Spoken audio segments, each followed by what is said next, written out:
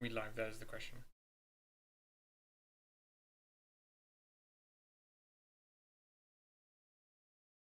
I believe we are. Ain't that dandy?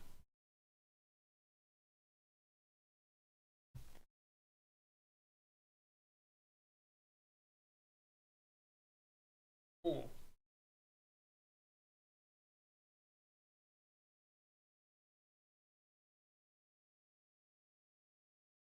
Um, Good then.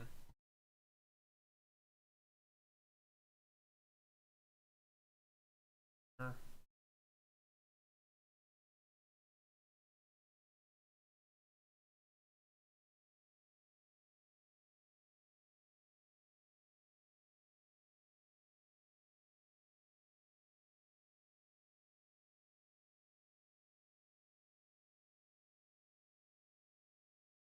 Well, for those who are watching like the VOD backwards, you can just skip ahead to where we actually talk about it, because this is going to be the preamble for a bit.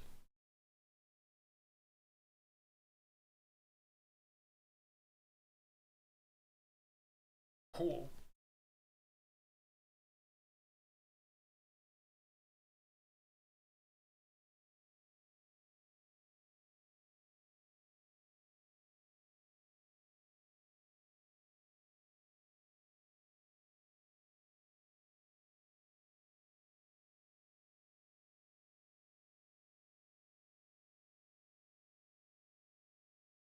Hello, Close Down channel. Hope you're doing well.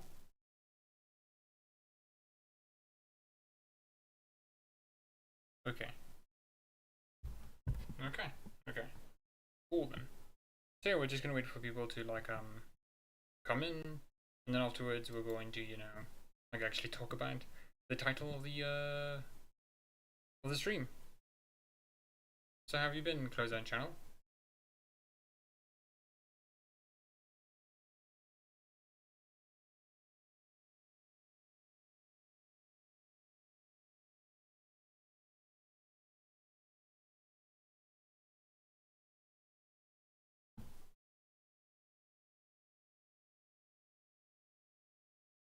But yeah, I guess while we wait, we just talk about like Veilguard since I finished it. It was pretty cool. So I liked it a lot. There was some like minor grubs here and there, but like nothing too major. Overall, it was like really enjoyable. You know, like I think the beginning of the game, like just the early start, is pretty neat. It's pretty good, but as like Act One keeps going, it just kind of like just drags on a bit too long. It doesn't really have a lot of focus. But as it like progresses and continues and goes forward, then it becomes a lot more tighter and refined. And like Act Three is such a culmination of that, and we'll get to it when we go through it after a few people are coming.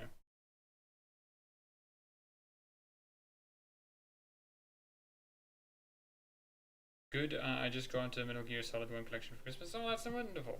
I've always wanted to get into the Metal Gear Solid games. I personally think they should have made Hero of Ferelden a telepathic cyborg dragon, and I'm offended that they didn't do that. Job was clearly objectively better. Also, hi. Hey, Zelton, how are you? Hello, Joanna Butcher. I hope you're doing well. For those who are just coming in, we're just waiting for a bit for everyone to come in, and then we'll jump right into it.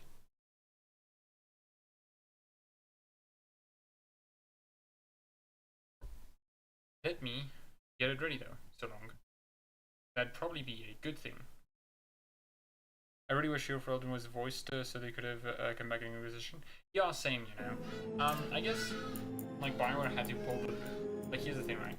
Bioware had to pull the band-aid. Of basically just said like, yeah, sorry, they're voiced. Who cares? Their voice, suck it up, kind of stuff like that. Yeah. Also, just I will get rid of my little perspective here when I do need to. Yeah, but yeah, no, yeah.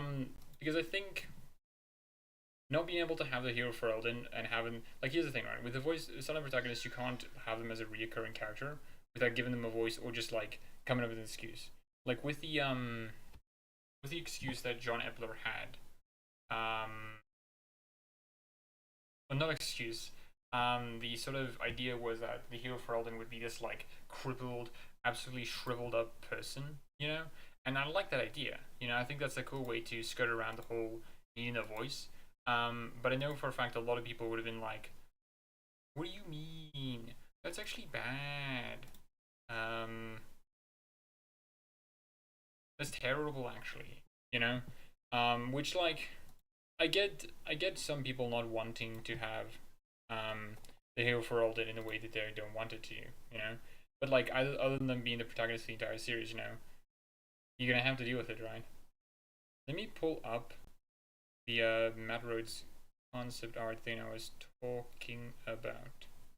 Where is it? Here it is.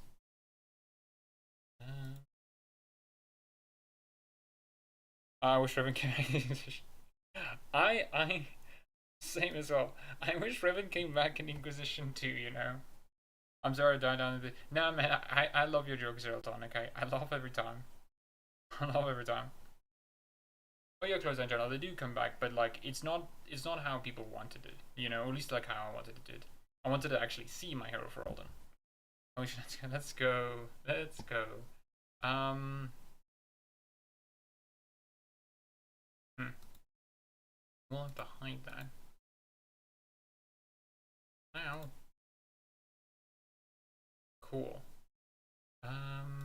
See, this is the concept art I was talking about, right? Like the idea of having the Hugh Ferrell coming back was that they were putting off the Colin for so long, that they eventually just became like this shriveled hux. You know, don't let her see me like this, right? And I absolutely love this idea. You know, obviously a lot of people would have hated it. I would have think it was cool. You know, it would have also skirt around the whole fact that like they don't need to talk anymore. Such a cool idea.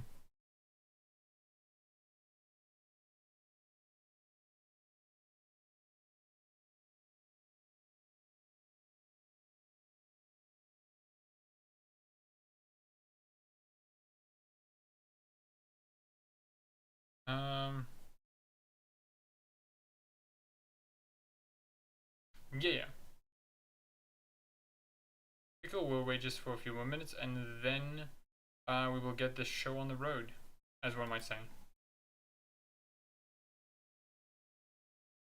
There's also another cool I like how this concept is such a great narrative equalizer too.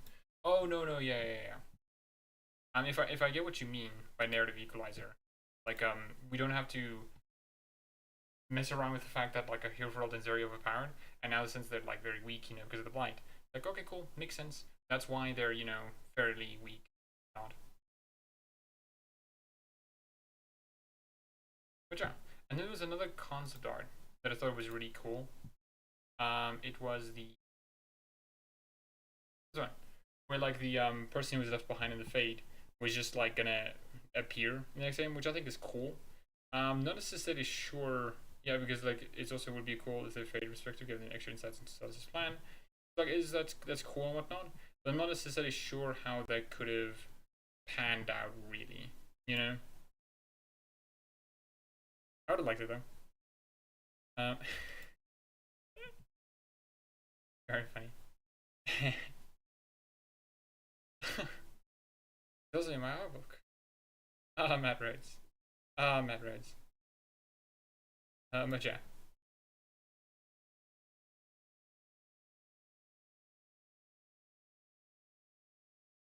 Okay, cool. Well, I think that is good for now. Hold on. I'm saying it's more like the state overrides them being the king. Oh yeah, yeah, yeah, yeah, yeah.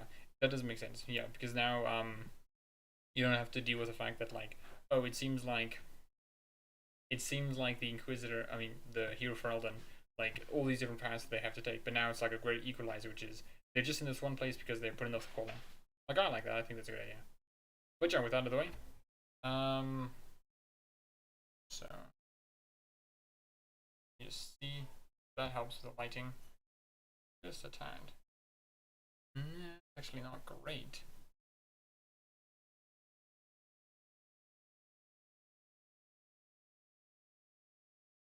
That's a bit better. Okay, cool. With that out of the way, let's actually how they say, get the show on the road. Okay. So, I finished Dragon Age of Veilguard. It was pretty good. I like the game a lot. So much that after I finished the epilogue, I just immediately went and started making a new character. Become Elduir, an elf mage veil jumper. I know, right? And I originally wasn't going to make a mage elf because I thought like, oh no, it would probably be a bit better to leave it for the Morn Watcher, right? Then I was kind of like, I don't know, maybe, because like it makes sense to have like an elf mage, and I like these sort of interactions with that, you know. So I'll do my next one as I'm gonna be a warrior or rogue. No, the next one is gonna be a crow, and they're gonna be a rogue. They're gonna be a human as well. So well, I wonder what human options will be there, you know. Which it was really nice.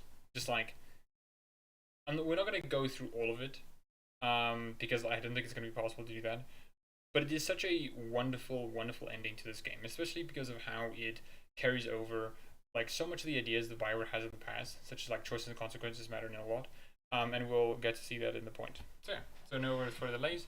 Let's get to it. And you can see my pristine gameplay. Right. Oh, and this is because I was so confused. I'm like, okay, I need to record this thing. Okay. Oh.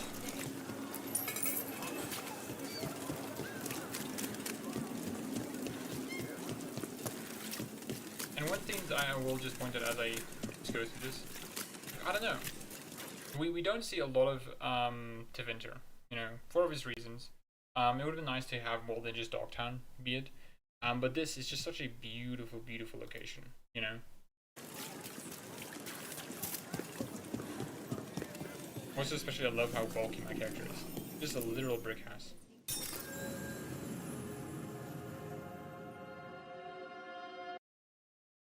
Now again, with me, I did all the characters like Heroes of Veilguard moments. Lucanus's one was a bit weird because like since he was hardened, because I didn't save Treviso, he basically I had to finish all of Treviso's own quests for him to get like Heroes of Veilguard status, which I think is cool.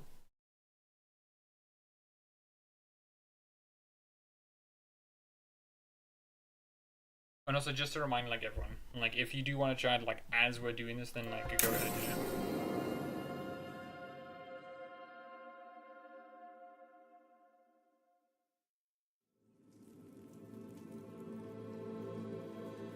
Events are weaving together quickly now, Rook.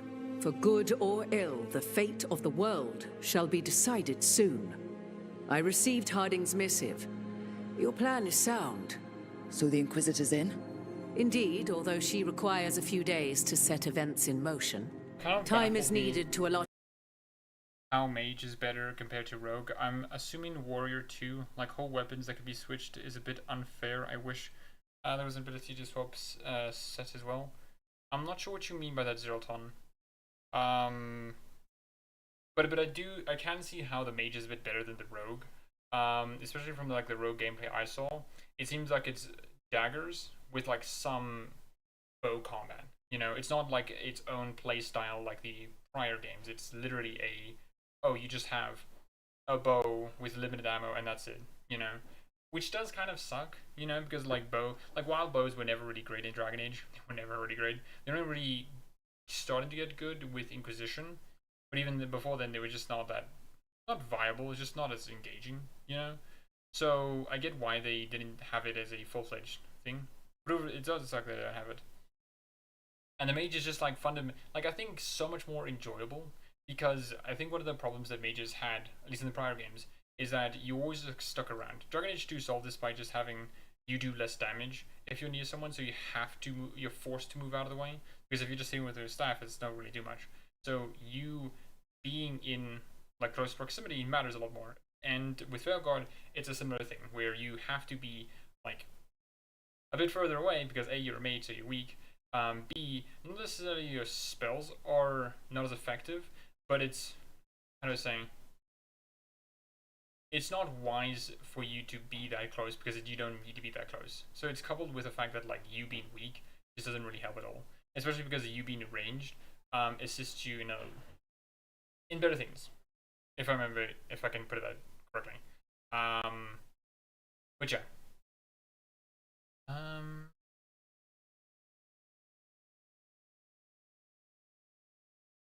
I played Rogue and it was mostly a bow. Okay, then maybe I'm wrong. Because I remember from what I saw from Rogue gameplay, it looked like it was the not a secondary option, but it was just like a thing you could have like at all times.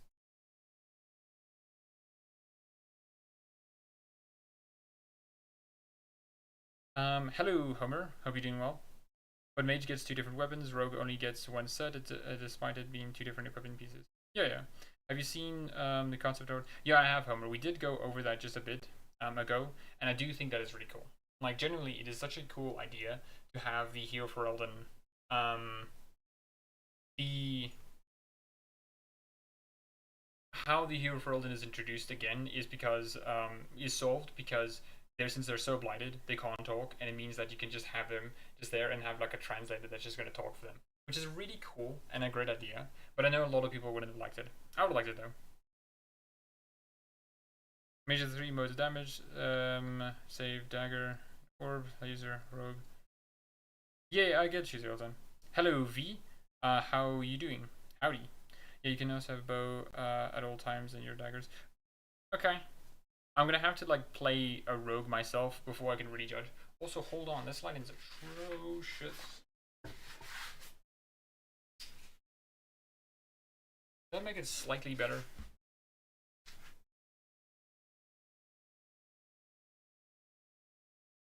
That does make it a lot better. Who knew? Who knew good lighting is such a good thing? You can't swap your daggers on the fly. How you can swap the? Yeah, okay, I'll have to play then, because from my memory, like you can have a bow and dagger, but you can't swap between them because you have them at all times. It's like when you have to do the mage laser thing. It's just where the bow is because you're aiming. To be honest, the bow did not help me with the dragon, but the combat stuff I found some prior to the bow. Okay, that's interesting then, Joanna. Decent, thanks. Glad to see you finish Veilguard, and now we can talk about all the spoilers ever. Yeah, finally, you know, no longer will you have to spoil to me that like Darth Revan from KOTOR is actually in Veilguard now. I know that now. 90 Rooks looks fab. Thank you. Okay. Events are weaving together quickly now, Rook. For good or ill, the fate of the world shall be decided soon. I received Harding's missive. Your plan is sound. Yeah, I love my Canary Rook like so much, you know. I just love just the way she looks entirely, you know, the hair, the horns, and the Vitar that I got, you know. This Vitar is also really cool because in lore it is a Grey Warden Vitar, and I just love this sort of like idea that my Grey Warden Rook with this staff, it's really well done. Really well done. The only thing I want to change is I would be a more fire mage. Because later on we're gonna discuss some of the gameplay stuff for the mage, and I'm sorry, I'm not a fan of chain lightning. Okay, chain lightning damage to me just like has nearly killed me a bunch of times, you know. Apparently Byron did not like the idea of making the Elden like King Baldwin in real life who wears a mask.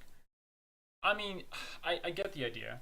Like, it is understandable why they didn't go that direction because a lot of fans, and also it doesn't really like fit the expectations of a return for the Hero for Elden. A return of the Hero for Elden is them present, like mostly themselves from Origins, you know, and them interacting as they were in Origins, you know. But having them basically just be, oh, this is like some Hero for Elden who's being absolutely blighted, cannot talk, is shriveled, is hunching, all that kind of stuff. You know, and that's not really what I think a lot of people want, you know. Hello Bermuda, hope you're doing well. Happy Sunday to you too. Oh, thank you. I love my Rook. My Rook's amazing. Yes, you use the triggers to end the bow, but parent, or you can only use the same daggers, so swords. Where's the orbs and daggers? Yeah. Like the thing is with the I think with the rogue in that case then is that it's not a separate moveset.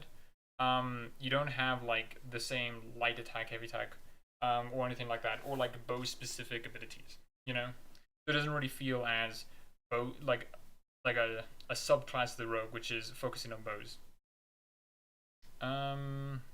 What would Davrin and wouldn't Elf Rook think of Dalish hero for them? So I think Davrin would respect them a lot, though I don't necessarily think they would respect them on the grounds of like, you're Dalish, you're putting a good name for our people. Because Davrin doesn't seem like not that he doesn't care about being a Dalish, but he certainly, it's not a priority for him. You know, he wants like elves to have a better life, but he's not the kind of person who's like, whole identity is about being an elf.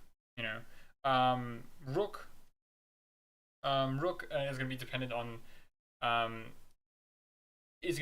the player who's playing them. My data show for Rook would probably be like, you're pretty cool, you know, pretty neat. I like you. Actually, you can unlock moves that are combos of bows plus attacks. Okay, I'm out of my depth. I need to stop talking about things I don't even know about. Oh my gosh. But anyways, yeah. So the Inquisitors So that's still not different weapons. Yeah. It's still not different weapons though. in? Indeed, although she requires a few days to set events in motion. Oh, and just to Time give is context needed for anyone who's either forgotten or don't particularly remember. So I've basically done everything. Now we're going to the final battle. We're going to coordinate it to attack Tearstone Island, and now that's what's happening. Morgan's going to relay this back to the Inquisitor and sort everything out there. And the whole debate got pretty tiresome and pointless. Debate, as in the... I'm not sure what you mean, Zeraton. What debate? Yeah, Davin reminded me of Fenris and his relationship with the elves. Yeah. So I think with Fenris, it's a lot more complicated than Davin. Mostly because I feel like Fenris might have felt a bit scorned by the Dalish in a sort of way. You can imagine Fenris going to like the Dalish themselves and asking to be accepted and being like, oh, you reject me. I hate you, you know? Or with Davrin, he's a lot more, not chill in it, but more of like, they're elves, they're people, I guess, you know? I started just like Evoker a bit then. I started like, then I started to do a lot of damage to enemies. Yeah. I haven't really dabbled into the subclasses too much armor because there was no subclass specifically for the Grey Warden. I didn't want my Grey Warden to be a like an Antivan Crow subclass because that's also the Orban Dagger, which is in my playstyle. It's a staff. Evoker because it has Shadow Dragons and Mornwatch, which I just don't want to do because it was Mornwatch. But from what I look like the abilities, it looks cool. To allot her responsibilities to those who are capable of managing them. Once settled, she has pledged herself to your cause. The snake's head must be severed, else the body simply grows anew. And what of your other ally? Morgan's voice actor is just on point. Well, you can say what about her design and her looking a bit different from Inquisition's incarnation, but she absolutely looks. Her voice is absolutely on point. You know.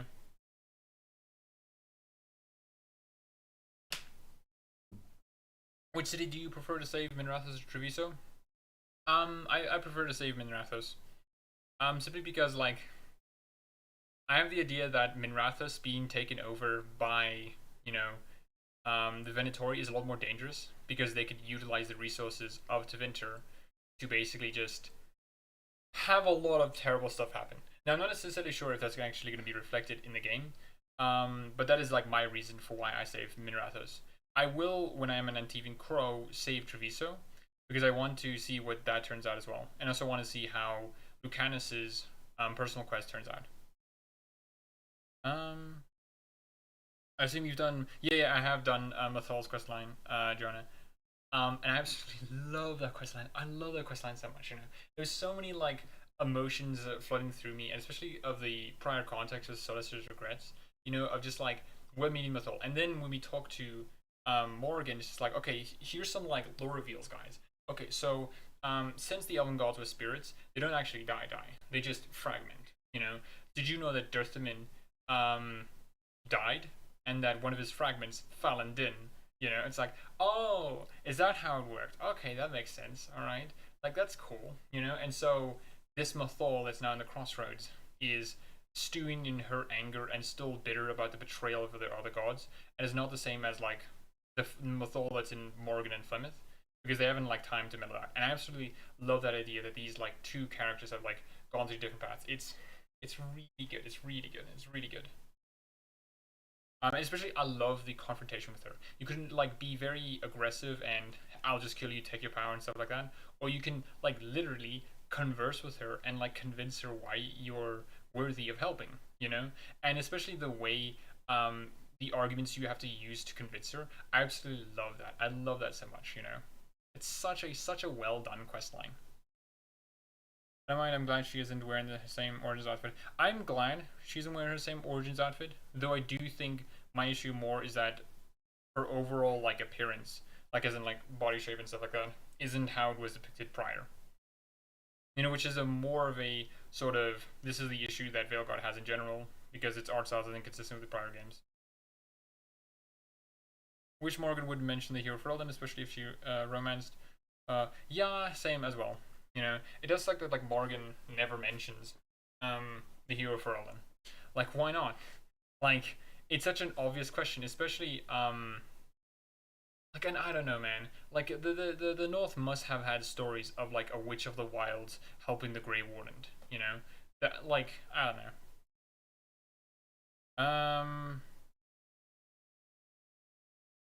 If in the devs tools the description of the voice Morgan has Morgan. That's pretty good. That's pretty good, Zelton. I love Morgan asking Rook if they knew what the definition of a fragment was. You know, it's such a fun, like the cattiness of Morgan is still prime and ready. You know, present as always. With all dialogue exchanges, how I want precision checks to be done in RPGs should require the player to think instead of being an option the precision finded. Yeah, right. Like I think it's very hard to do like, because here's the thing, right? I've always struggled with the whole like, what do we do with persuasion checks or intimidation checks, because it's so complicated, because when you actually talk to another person, right, like what is persuasive to them or what is intimidating to them is different per person.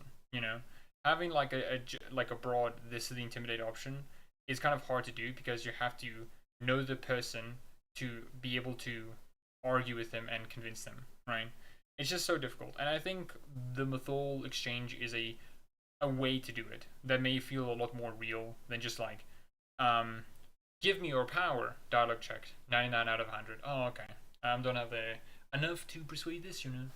And I think that would be cool to actually have to argue with them in a conversation and be able to understand who they are and convince them, right? Wish the first one will mention on the Hawk was doing the West Side for 2 years. Yeah, same as well, you know. Like there are a lot of missed opportunities in this game, and like those are one of them, you know. Like not being able to like ask these characters like, hey, didn't you have this person here, right? I find it excusable that she doesn't mention that her friend is kind of representative. I get it, Zoltan, I get it. But I don't know. I sort of like to have it. What would Harden think if Liliana bringing Divine with her? Yeah, right. Stuff like that. Like Harding could have been. I love what they did with Harding and have her like describe a lot of the Inquisition's more on the ground elements, where you actually get to understand like, yo, the Inquisition wasn't just full of like heroes and big influential figures, right? They were mostly just like dudes who volunteered to help the Inquisition, right? Harding was just one of them, you know. She was just around and decided to join the Inquisition, you know. And it's like, I think that's really cool, you know, and that perspective is really cool. But it would also been nice to like have her tell Rook about the companions and the choices that the player, the Inquisitor, did with them, you know. What would Harding think of the? Okay, no. This Extreme Revolution has these cool dialogue duels. Yeah, I mean, I would also like to play Deus Ex Human Revolution, because I hear it does have like a really cool like dialogue system. I don't think anyone in the North knows about Morgan's relation to the Ferelden. Yeah, but like the stories, the sort of rumors that happened, right? Like, oh, there was a blind in Ferelden, and this person called the Hero of Ferelden did it, and they had like a companion who was the Witch of the Wilds, you know. While it wouldn't be like a big thing in Tevinter, I imagine it would be a thing in Tevinter. Yeah, sorry. I use dudes as gender neutral, okay? I don't see it as anything else other than gender neutral. I wish you could have more in-depth relationship with Harding Inquisition, but she was a lady edition, so I understand. I mean, yeah, right. Like, I understand why they didn't have Harding as such a bigger figure, you know? It would have been funny though if they did have enough time and they made Harding an actual like character you can romance and stuff like that. And then you would have Veilguard. It's like, wait a minute, who's gonna be the dwarf romance now? You know. Which the Inquisitor will mention to Rook that Cassandra the Chantry was originally going.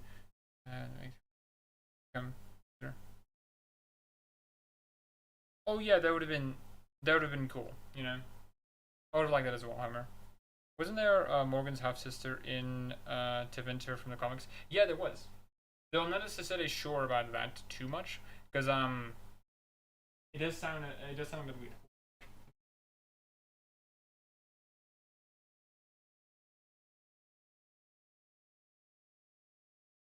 Because it really does feel like, Morgan, your half sister. Like, half sister.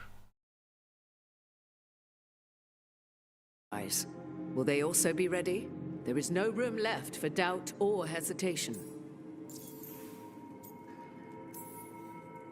Only one of us has a fragment of a god inside them, Mythal. I carry only her memories, not her strength, nor her capacity for strategy. Well, either way, Dog moment, yes. our allies will be ready. As they must be. There will not be another opportunity to foil the schemes of Elganon and Gillenane. If we fail in this, they gain all that is needed to reshape the world in their twisted image. The evil put into place with the aid of their Arnhem servants at Tearstone will cover the entire world. Look, the gods can't blight the world. Rook, you shouldn't have said this. You shouldn't have said this, man. And they can't finish their dagger until the eclipse, which isn't for another. Rook. I do find it very funny that Rook's like, look, Morgan, it's not like it's literally gonna happen right now, okay? We have like what, a week? Oh. Where's the letter from the Inquisitor? And oh, no, same Homer. It would have been nice to have those characters mentioned by the Inquisitor, because it would have been served as like a good enough vessel to just like, oh yeah, here you go, player. Here's like the choices you made prior. Dialogue wheel is pretty, to be honest. Oh, I love the dialogue wheel in Veilguard. The Veilguard dialogue wheel is just like top notch. That's such a sick moment. Yeah, yeah.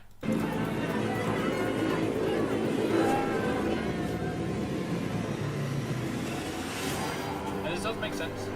The guy who's old, you know, the kind of son and the son of the.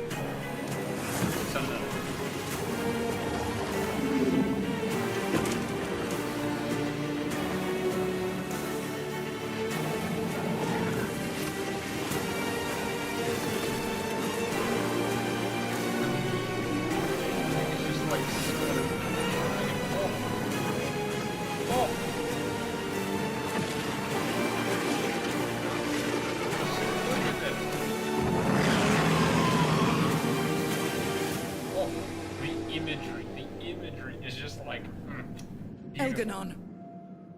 While you gather your people, I will find the... Going back to Dragon Age 2 and realizing how small the dialogue wheel was the whole time is wild. Yeah, it is wild how small the dialogue wheel was before, isn't it? Varsh and Aveline were mentioned by Inquisitor in speech, by the way. No, I know that. I just mean, like, more specifics, right? Like, specifics, relationships on Hawk and them and stuff like that, you know? Or, like, if Aveline has, you know, her let's say boy toy, a husband. Disney, by the way. Yeah, Disney, by the way. Yeah. I always find it very weird because this movie is like so women's right, you know? I guarantee you, if this was in Origins, okay, people would be like absolutely creaming their pants, you know? Just because of like how gorgeous and how fucking dark this is, you know? Elganon. While you gather your people, I will find the Inquisitor. And Rook, I wish you great luck.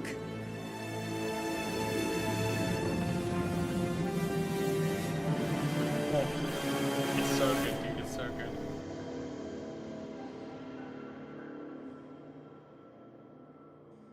And I like how the because we're gonna Elgernon just caused an eclipse. The gods can finish their dagger. because like how it ends. It's not like we're literally in the final mission and we're just like it's a stretch of like gameplay and stuff. No, there's like moments of conversation interspersed with it, which is pretty cool. We need to move now. But we were supposed to have weeks to prepare. How much time do we actually have? It's not weeks, I can tell you that much. The eclipse is slowly forcing an alignment. Because I'm not sure if people know this, I made Emmerich a lich. I'm sorry, Manfred. Emmerich put a very good argument, saying that like, hey, I wanted to ensure that like Manfred's sacrifice wasn't like reduced. You know, he chose to do that, and I'll honor his sacrifice, which I think is a fair argument. You know, and also I love Lich Emmerich. I love Lich Emmerich. He just looks so good. Between the stars and powerful currents in the Fade. Which means what? I'm afraid we've only a few hours until the gods complete their dagger. Yeah, I did kind of like it. Yeah, especially because the like in Mass Effect 3, you use your ship, you're going down, and now you're like talking, conversing. It does eventually just like turn into a bunch of gameplay in the end. But like I do love at the start of it, you know, it's like, oh, now we're conversing, we're having like a chat and stuff like that. Manfred, yeah, man, it sucks that Manfred died. You know, I was so surprised that he was gonna die. You know, I probably should have seen it coming, especially because it was like Emmerich's like, I'm preparing to become a lich. You know, it's like, oh, cool, you know. And then like, I wonder how this is gonna turn out. I don't really think about it. But man, why is Lich Emmerich Andraste? Today, guys, we're gonna be talking about a theory. Why is Lich Emmerich Andraste reborn? The crown. Yeah, the crown does look like it, you know. Though that could just be a Mortalis Halsey thing.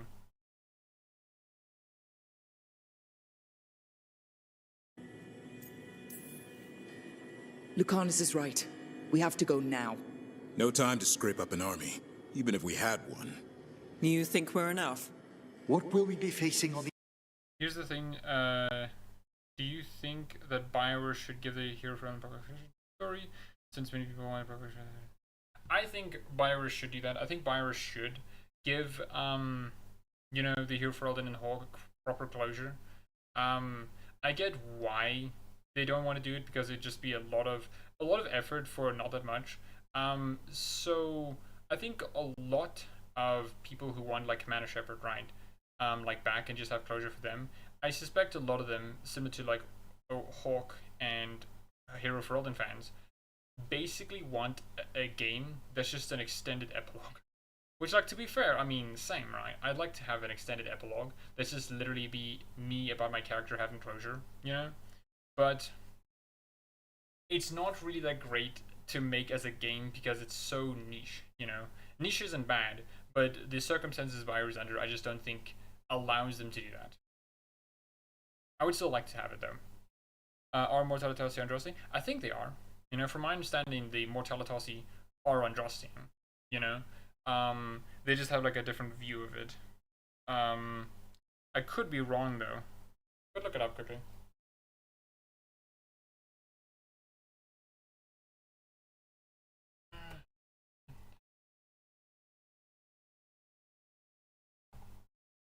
Dragon Age Mortala.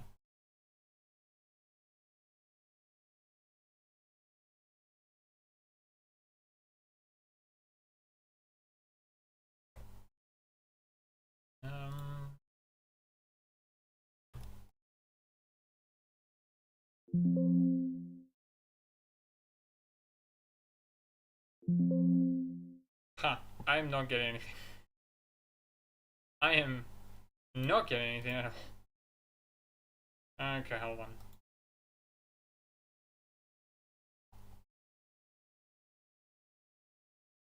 on. Navara.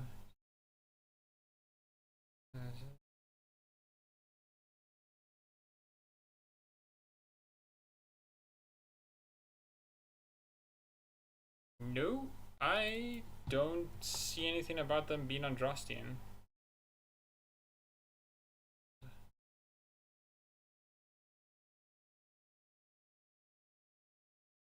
Yeah, I don't see anything about them being Andrastian. They probably are, from my understanding. Yeah, I don't see anything here. But they probably are Andrastian though. I think, to be fair, I think they are. The problem about giving Hero Ferelden and Hawk closure is, how do you give an entire entity of multiple challenges closure? But that's the thing, right? You just have a game that's literally about closure. You know, you literally have an epilogue game. One of the things that I think it was Trick Weeks who said, or David Gator, said that they could do all the choices that players want. They just have to make the shortest game in existence, you know, to compensate for it, you know. Mass Effect 3 wasn't a long game. It was a pretty short game. And one of those reasons why it was short is because, to compensate for the fact that it had so many choices to, you know, pay off, they had to make it very short, you know. Because they had to make all the choices, like, be able to fit into the game without making it too much about the story. You know, like, that's the trade-off you have to make. I think, if I explain that well. So you can do that. You just have to have a game that's literally like 10 hours, you know. It's weird because Shepard's story and everything surrounding them is wrapped up in Mass Effect 3. It doesn't make sense. It doesn't make Mass Effect 3. Yeah, no, I agree with you to close that channel. I think Mass Effect 3 is not the ending we deserved, but it's a good enough ending, right? It's especially with the extended ending, it's good enough, you know. Me saving Treviso as a crow and seeing the Venator clean everyone. Yeah, I find it. Hello, Julian. I'm not sure if I said hi with you before. Hi. I find it ironic that to honor death and let Manfred go, so he can't die. Yeah, it is a bit ironic. Though not necessarily. I think but Emmerich's position is a bit different, because Emmerich, like, obviously doesn't want to die. You know, like, he literally talks about being so terrified of death when his parents died. You know, and that's like, okay, that's fair. You know, fair. And he has the literal ability to become like someone who can't die, right?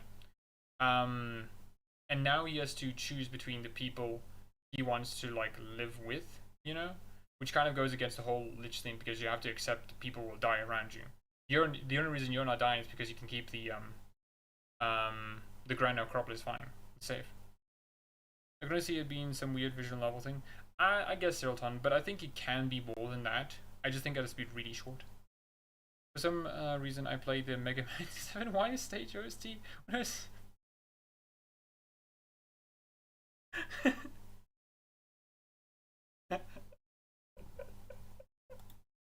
I don't know why that's so funny to me.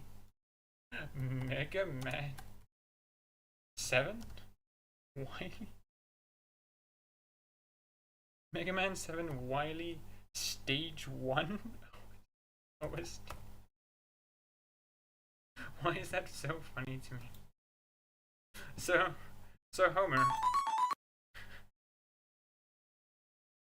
Homer. You were like jamming out to this, you know, as you were on Tearstone.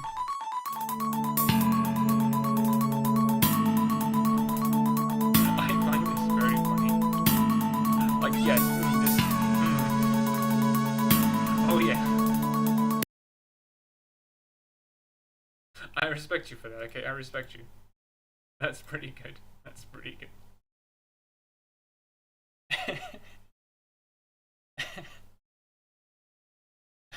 Also, my question was a joke, and I appreciate you looking it up. Oh, never mind. Okay. Yeah, Zoltan, you can easily fool me, okay?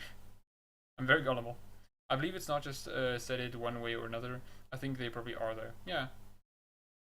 I thought that he had to die to become a lich. Yeah, I mean, I think the process involves him dying, but, like, his spirit possesses his corpse so he can so he can live forever, right? I think that's how it works. I prefer to resurrect Manfred mostly because Emmerich managed to conquer his fear of death. I mean, yeah, that's fair. Like, it is kind of hard to, like, the life lessons obviously is to, like, accept death, right? Like, because you can't run from it, you know?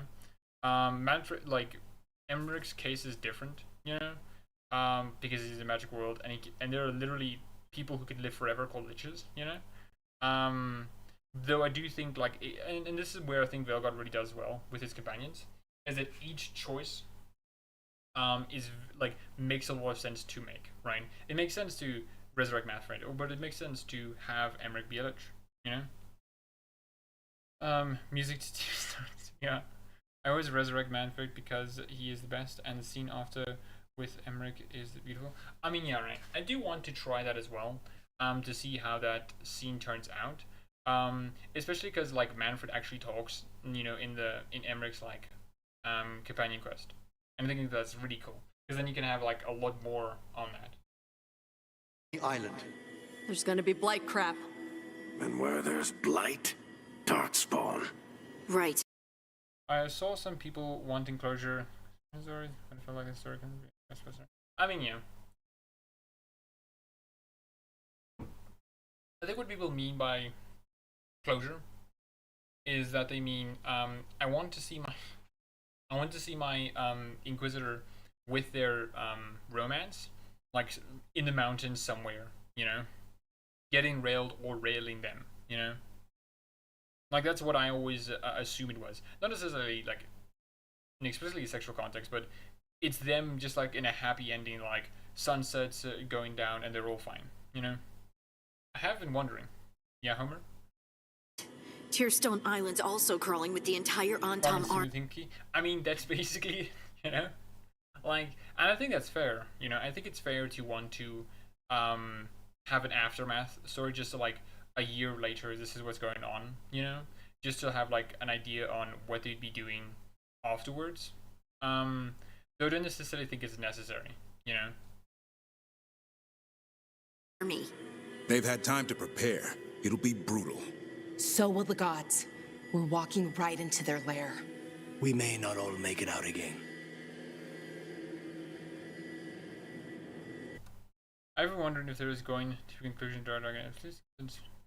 I'm not sure, Homer. I think they can have a conclusion. Meredith isn't explicitly tied to the idol anymore, so you could have it theoretically Meredith still like exists, and that the Absolution crew like goes after her, you know, even with all the big conflict that was happening in Veilguard. Like you could still have that happen, you know. An oak farm with Josephine would be nice. I agree, though I think you'd be more on brand to have an olive garden, right, than a nug farm. Nug farm makes more sense with Liliana, you know. Like she's raising nugs, you know, and then like her neighbors just like have nugget pets because they don't know what else to do with it. There's a reference to Meredith in Veilguard via weapon. Yeah, I have the weapon. The weapon's cool, you know, though not necessarily that confirms whether Meredith is alive or dead. They should have a conclusion to Absolution though. We're the only thing standing between every single living creature and the blight. Also, there's a weird like thing here. Because my hair, right, is like turning a shade of red, but that's necessarily because of the sky, so something's weird here. My hero for Elden raising nugs with Liliana in Veilguard. Yeah, I mean, that'd be cool, you know? I don't want to watch the world fall and know I didn't do everything I could. So let's stop the gods, whatever it takes.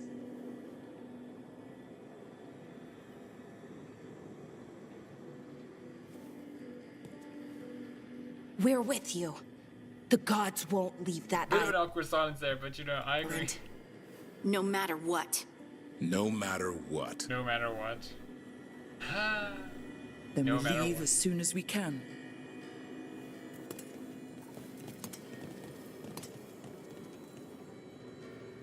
Hello, Varric.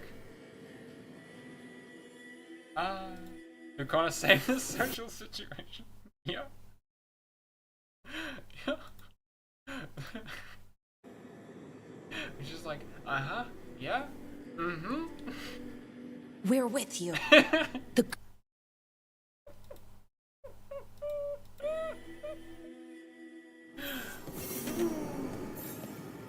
We should probably find Tosh before we go. See how they're... Yeah, they're doing. Oh, doing.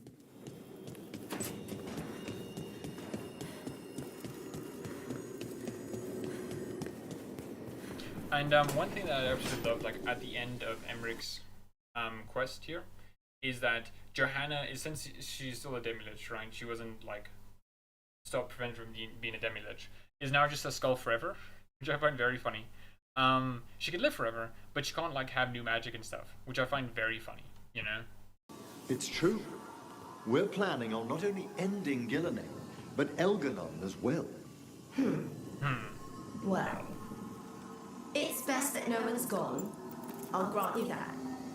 We do have some thoughts alike, Johanna. Precious few.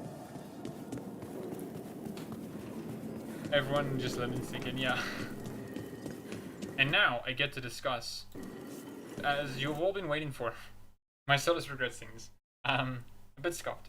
So I'm just gonna like comment on what I like a lot of these things about.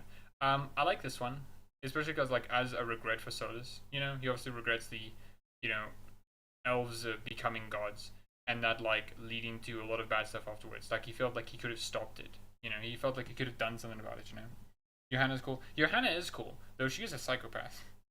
You know, and I absolutely just love the mural here. It's just beautiful, beautiful, beautiful. I especially like how when they talked about it, you know, they're like, yeah, it doesn't seem like Mathola was like on board being like a tyrant god. She was just there to placate like Elganon and the rest of them, you know. Emmerich and the Morn Watch did a lot of good for necromancy. The last time it was important was a quest with Hawk's mom and Trish. Yeah, I'm glad Emmerich and the Morn Watch gave necromancy a good name, you know. I'm still sad. Hi, Varric. Rook, when's the last time you slept? Never. Also, just some prime ass over here. Look at this, man. My Rook's ass is ginormous. I love Veilguard, but I felt like there was so many writing missed opportunities. Yeah, Ryan. I think I'll get to this now. I think one of the things that kind of I'm going to be talking about with a video I'm going to make for Veilguard is Veilguard's a great game with many missed opportunities, you know, and that I think does pull the game down a lot, you know, because no, like as you said, Homer, with the choices being missing, right, like the important choices, it's like that kind of sucks, you know. It kind of feels like there was a missed opportunity that could have been really good to accomplish, you know, but they didn't do it, and that sucks, you know. It just sucks. I love this 70s B horror flick vibe of Hemrick's Quest. I like it too, you know. I like it too. You know, it fits with the necromancy like described in Navarra. No, like S-School, like it sounds like the skull, get it? Zoltan, I have no idea, okay. You're beyond me, okay. Want to know if Zevron is still wanted by the crows. I mean, yeah, right. There was a little item description talking about a person who was going from tavern to tavern, who was like a crow implied to be. And I absolutely love it because it was literally that exposed shirt, you know. It's like, okay, I see.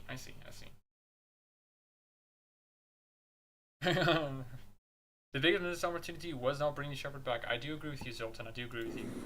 And here's this one thing that I absolutely enjoy. It's when Solus trapped the Elven Gods. Now I like this a lot. Because again, as a regret, like this is a huge regret for Solus, like destroying his entire civilization.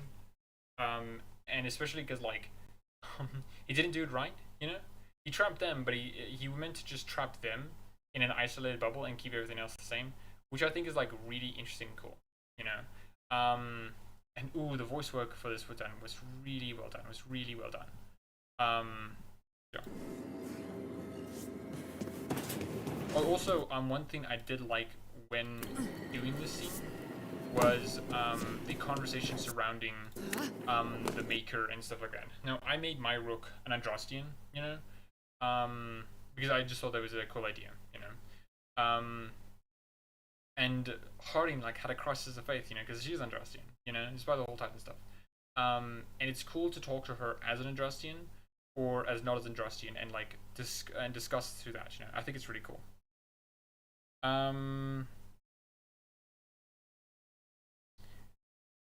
have a feeling the next Dragon Age game is going to be focusing on rebuilding tasers, mostly. I mean, maybe. I think investigating the executors is the more likely option. You know.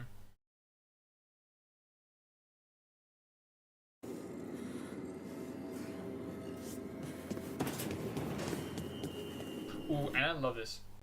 Now, I think it was pretty clear, especially from Inquisition, that like everyone was, or at least the implication was that all like living beings were like spirits, except for like dwarves, at one point, and then became like actual living things, you know. And I absolutely love this. I especially love how the regret that's placed in here, which is literally, oh, Solus regrets becoming a real person. You know, he hated the fact that like he had to shed his like ethereal form and become mortal. You know, not mortal, but like, you know, a living being. I especially like the lore drop that was hinted at, which I don't think a lot of people are discussing for some reason, which is Solus says, I don't want to live as humans, right? Which is like, wait, humans then existed before the elves. What's going on with them? You know?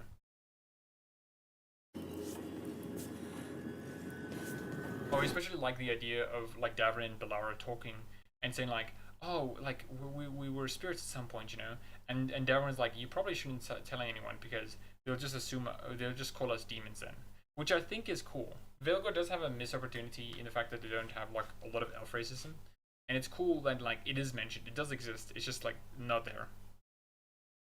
What do you think of the secret ending of on the executors? I won't go into depth until we get to it, but like my basic point is, I think it's cool, you know. I think they maybe could have clarified what they meant with some of that stuff, because obviously John Epler made a tweet saying that no, we did not intend for Loghain to be like basically told to betray Kaelin. You know, that's not what we said.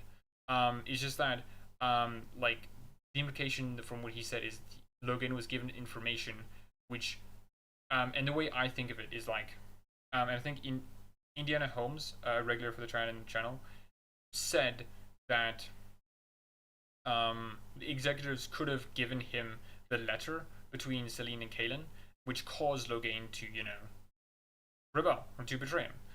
It wasn't their decision that made Loghain do it. It was just like them presenting information to Loghain that caused him to do it, which I think is like the intention of that ending, you know.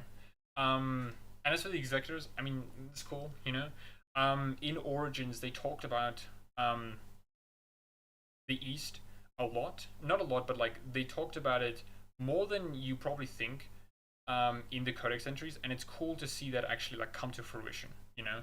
Oh, it seems like a lot of people went to the East, they never came back. Why was that the case, you know? Especially these like legendary figures, you know. What do you think of Corrin's interest of bringing the hero from the back in future games? I think it's cool. You know, I think Corrin and John Epler are pretty good like leads for Dragon Age. You know, they understand the franchise very well, for one, and for two, they want to do a lot with the franchise. You know, they want to do things like bring the hero from back, like exploring the sort of more darker side of Dragon Age. You know, I think what really prevented them from exploring that darker side, from the like having the hero from coming back, is time limitations and Anthem, you know. A cool idea for the next Dragon Age would be something like the First Bite or the First Warden. They could do a lot of cool things without having to account. I don't think that would be a bad idea, Julian. Though I do think one thing that you would have to remember is that we wouldn't really be able to have choices in it, you know? Since the First Bite and the First Warden are characters that existed hundreds of years ago, and I don't think players would like the fact that making a choice basically says, oh, so you're making a choice, but it's just there for the sake of it, you know. It's not really going to matter because it literally doesn't, you know. At the same time, I want them to stop doing bite stuff, huh? I mean, I get you. I do think one of the things that John Epler, I think, said, which was cool, and I think it's an absolute genius idea, is the fact that while the elven gods, like dragons, are dead, you know, it caused a feedback to them, which like which harmed them so much that basically caused them to like go mentally unstable. Some of them are just dead. Some of them are like mindless beings, which I absolutely love the idea. The idea is that you can literally have the elven gods, the archdemons, all that kind of stuff coming back, but in a different way, you know? And I think that's a brilliant, brilliant way. Really inspired.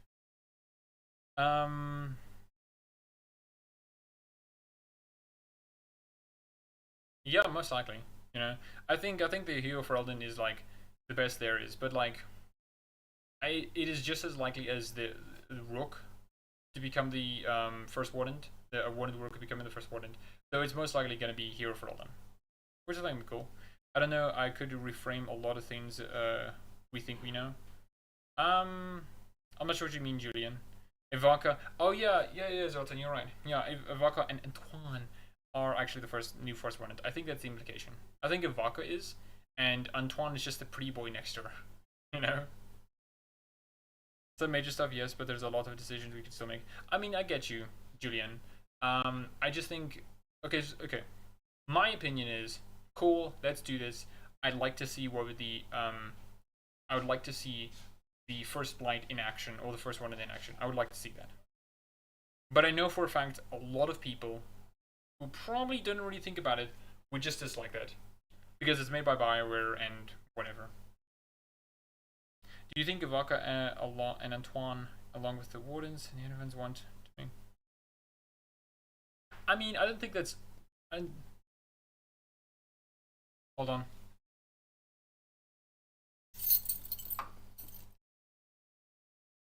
I have to give someone something. I don't think it's impossible, you know? But here's the thing, right? It's been like more than a decade since the Hero for Elden has been relevant, you know? Like, yeah, the charm of the Hero for Elden being the only warden who ever survived the blight and defeated it within a year is still there, you know? But I don't think the wardens are going to be like bound down to their feet, you know? Though, yeah, I don't know. Just because I don't want it, but it'd be cool. Oh, I get you, Julian. I wouldn't mind it though. I hope that answers your question, Homer. Oh, and this one, I want to talk. Oh. Solus, you dick. I hate you, Solus, so much. I absolutely adore just the creation of the dagger and like what it was used for, you know? Especially on how the blight actually came about, you know? Which is really cool that the blight isn't just this like void thing, but it's actually caused by the pain of being severed from one's dream. You know, the Titans, these like gigantic beings, right? Who literally just like absolutely wrecked the elves. You know, were given one of the most terrible not punishments, most terrible things to happen, which is being severed from your own dreams. You know, and it caused this like irrevocable, just absolute terrible pain. I said pain a lot there. But basic justice, I absolutely love the fact that this is what the blight is. The blight isn't just this like voidy thing, you know? It's this thing that comes from the internal suffering of not being able to like dream. And I absolutely love that, you know? And that's why the dwarves are the way they are, you know? It's such a cool lore reveal, you know? But one thing I do think is interesting to know is that what Solus does regret what he did to the Titans. But I think what Solus regrets more here is the fact that he he indirectly created the blight. You know, I don't necessarily think he doesn't care about the Titans or the dwarves. I just think he cares more about the blight existing than not. I accept a very bloody fighting game with the most recognized. Yeah, we have like Mortal Kombat. Okay, you have Alistair just absolutely like getting his skull crushed by like, I don't know, Morgan, you know? That'd be very funny. Opinions of Waking Darkness Nocturne. Corinne Bush talked about it, I think, and she said she'd be interested in it happening again, and I think it would be cool, you know? I would really like the Awakened Darks one to come back. Lobotomy? Yeah, literally a lobotomy, you know? Those who are not just asleep became like enraged with pain, you know? And I love how Harding talks about it, you know? Like, especially when the fact that she's like now like connected to the Titans, she feels a lot more hatred for it, you know, because she feels what they've lost, you know. I knew a long time that the old gods have some connection to the earth. Yeah, I mean, I think that was like an obvious enough thing to obvious enough, right? In Origins, it talked about like 7 gods that existed, right? Because like, you know, Fen'Haral was the evil god, and who tricked them, you know, and Mythal died, right? So okay, you have 7 gods, 7 old gods, 7 Evanurus, and you could associate them well enough, you know. It's cool. Tranquil, they are not. Tranquil, they are not. Yeah. Surprised that a romanced Leveling forgives Solus for killing Varric. I haven't gotten to that point, you know, because I didn't have a Solus romance in this one. In the elf one that I made it so I can see that scene. But I have not seen it. I mean, I don't know. I don't think it's necessarily forgive in that instance. I think it's more that they not that they want it or like it or are fine with it. It's more that like I don't know how to describe it. I have a feeling on top of my tongue. Maybe I'll come back to it. I know. Cool. Beautiful mirror. And this one. And I gotta say, I love the way Mathal is just like, very funny to me. But I do like this. Because when they talked about it, it was Solus understanding that the elven gods weren't as bad as the Blight was, you know, and that's a cool idea, you know, that Solus like has priorities over just like disliking the elven gods.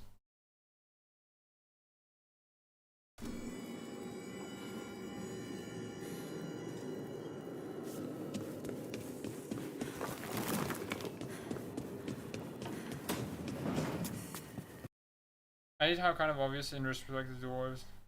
Cool. I mean, yeah, right.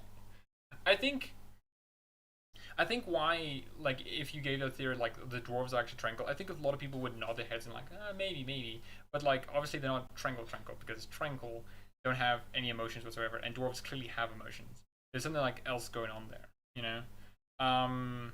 But it is like kind of obvious now because they don't dream. They're really good at enchantments for some reason, and they have like an immunity to like lyrium and stuff. It's like, and they have this whole stone thing, and it's like it kind of, if you put the pieces together, you know, you may sound a bit mad if you said this in Origins, right? But it wouldn't be too far off what is actually true, you know. But still, what's your opinion of Varric being killed off? I'm of two minds of it. For one, it does suck that Varric's dead. You know, Varric was such a wonderful character, and it does suck he will never be able to reunite with Hawke or any of his friends again. He's just like gone, you know. No longer will Varric like have these witty jokes or make a book about the adventures of Veilguard, you know. He won't be able to do any of that kind of stuff. And on the other hand, I like how they used him, you know. One of my worries with Varric, being in Veilguard was simply that they were going to like jingle him like keys and have everyone just like, oh, Varric, you know. And I feel like they used him in a very proper way, you know. And we'll get to it when we get to it. And I absolutely love just the scene with Varric, you know. I mean, I don't hate how obvious it is. I hate that. I don't actually think it's a phenomenal how it's basically stated plainly directly, but it took us 15. Sure. I mean, I think that's a lot with Dragon Age, right? There's a lot of like interesting, a lot of answers. Some of them more believable than others. You know, I think the Elven, like, okay, I think everyone coming from spirits was a bit obvious. Even in Origins, you could say it was a bit obvious because of the way that like when you interact with spirits and the whole idea of spirits and demons, they want to, they take on the impressions of the world and they want to be like real in their own sense, you know. And it's like, okay, the logical conclusion of that, if they become real, is that they become more than their own like being, you know. And then Dragon Age Inquisition then introduced Cole, which made it a lot more obvious and whatnot. But like Dragon Age was really good in this regard because it gives a lot of interesting answers that feel plausible, you know? I honestly thought Varric was retelling the story of Veilguard throughout the game. Yeah, I was same as well, you know? Like Varric was like narrating and I was like, oh, and the way he's talking about it is like in past tense, so therefore he must be, you know, alive, right? Because he's narrating it, you know? But no, he's just dead. I just have a feeling after Varric dies, Rook decided to carry Varric's will and legacy. Oh yeah, yeah. I think so too. You know? I especially love the way, and they could only really do this with the kind of set protagonist, that they ensured Rook's dialogue with Varric was a lot more like regretful, sad, and those kind of things, you know? Like, they anchored Rook's emotions for Varric, which allowed for the reveal that he was actually dead the whole time to really work, you know? I don't mind Varric's death, but I do think the twist aspect of his presence limits his role in the game, as they have to keep him sideways and unevolved. I get what you mean, Julian. I don't think it's bad though. I just think it's like, oh, Varric's just not really doing much because he's injured, and when he does talk, like, okay, he's talking, he's chatting, no one's really keeping in mind and stuff like that, which is fine. It just felt like a normal thing for a person who was injured badly to do, you know? And I think it does make it, eventually as you progress through the game, it does make it feel weirder and weirder that he doesn't get interacted to. Especially like during that conversation with everyone hanging around, like, oh yeah, here we all talking, you know? And Varric's just like not being paid attention to. You know, it's weird, isn't it? I don't mind the twist too much. When the Inquisitor said they had a very few friends in the Wardens, I have a feeling one of them doesn't like...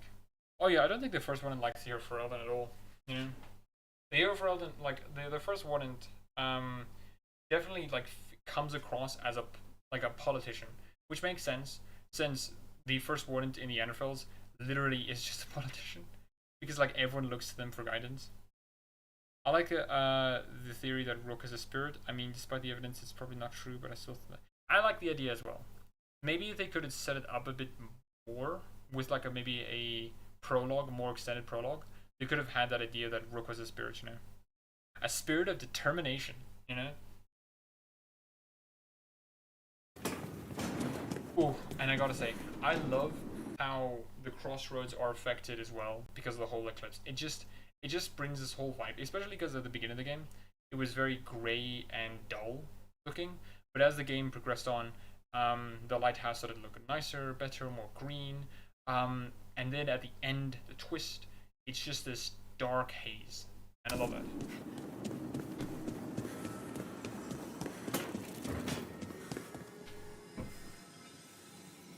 Rook, hi. Hey.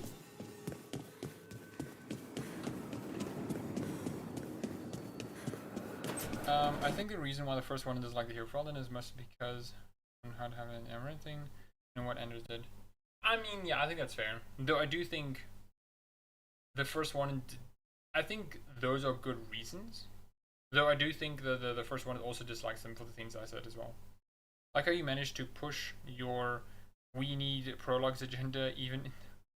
I mean, yeah, right? Like that whole spirit theory, right? That Rook spirit theory can only really work if you have an extended prologue, you know, to set it up, right? Like especially with the fucking Mornwatch Rook literally is a baby in a crypt, you know? Like literally there was some random guy in the Mornwatch who was just like, I don't know, doing something around it, eventually heard a baby crying, opened a fucking coffin, and just like, a child's in here, a child is in here. Like,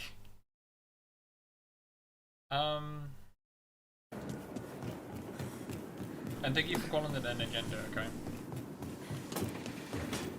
Ooh, and I love how Harding's room just like evolves. It's just so beautiful. So beautiful. Hey ya. Hey ya. Now I was a bit disappointed that it seems like only Emmerich really had anything to say, you know? And one thing I do want to just talk about briefly here is that it does suck the caretaker isn't really much of a character. I was desperately hoping for a moment where we actually converse with the caretaker and like ask her questions like, so what is your relationship with the Dread Wolf like, you know, and stuff like that, and why do you want these mementos so much, you know? But I'm guessing the first warden has to pretend to like, oh, most definitely. Like the first warden can't talk smack to the hero for Alden, otherwise they'll just absolutely get fucked, you know? Because like there's no way, you can't tell me that you cannot tell me for a fact that the first warden doesn't say anything but nice things in front of people, you know? Manifestation. Fine. I also wish we got an explanation on why the wisps were around Nev. I think that would be It's cool. good to keep busy, which makes us quite a pair. Nev, what do you mean? Like, huh? Oh, and also I made also made the decoration an Androssian dust statue because I think it's very unfriendly.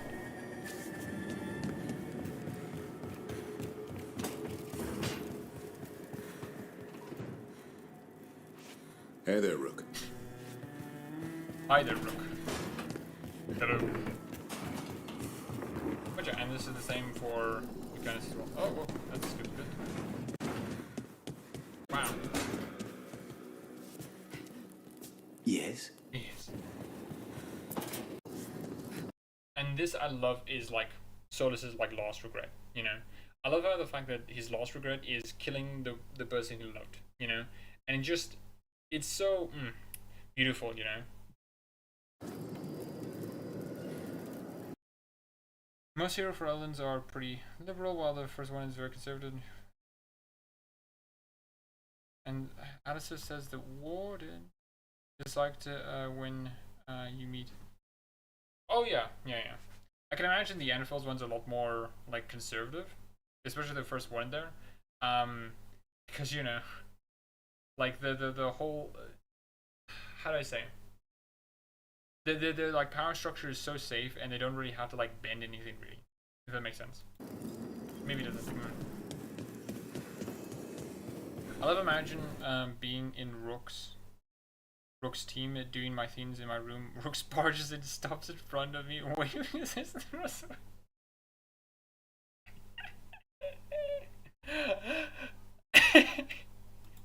yes. Especially when it's on, you hear like you hear two doors. You have something quick. Yes?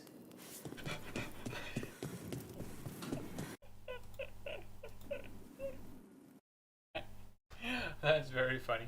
That's very funny. Do you think the Veraldan wardens ignore the first one's orders?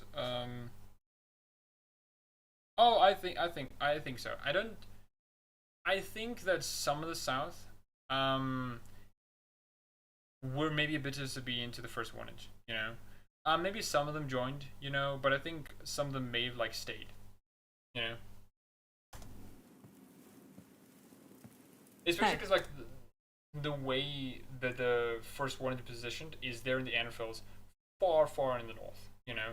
Ferelden is, like, very far removed from, like, warded politics, you know? The closer you are to the Anarfels, the closer I imagine you have to be, like, buddy with the first warden. Hey.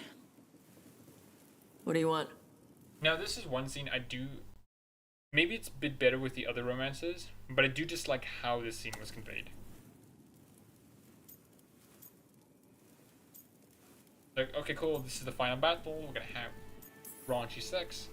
Fantastic. I heard that a lot of times before the big final battle. Tosh just goes, yeah, you know. I can't believe... Same Zeralton, I can't believe Ferelden fucking died. The heroes tell each other how they feel, and then one thing leads to another, and... You've got to be kidding me. And I get what was trying to be written here, you know? Of like, Tosh is, again, trying to be like, hey, we don't... Especially when it... Later on when Tosh says, people around me die. You know, people I love die, and like I get that. I just feel like it could have been conveyed just a bit better. The last thing we need I'm before so a fight. hyped that Ferelden's now gone. Territories are now habitable. The Dog Lords are gone. Finally, Gaspard's vision of a Ferelden conquered Orlais. Of an. Like Man, this never is a mind. distraction. A distraction? Orlais Makes you versus stupid. Foods, that's true, President. Stupid gets you killed.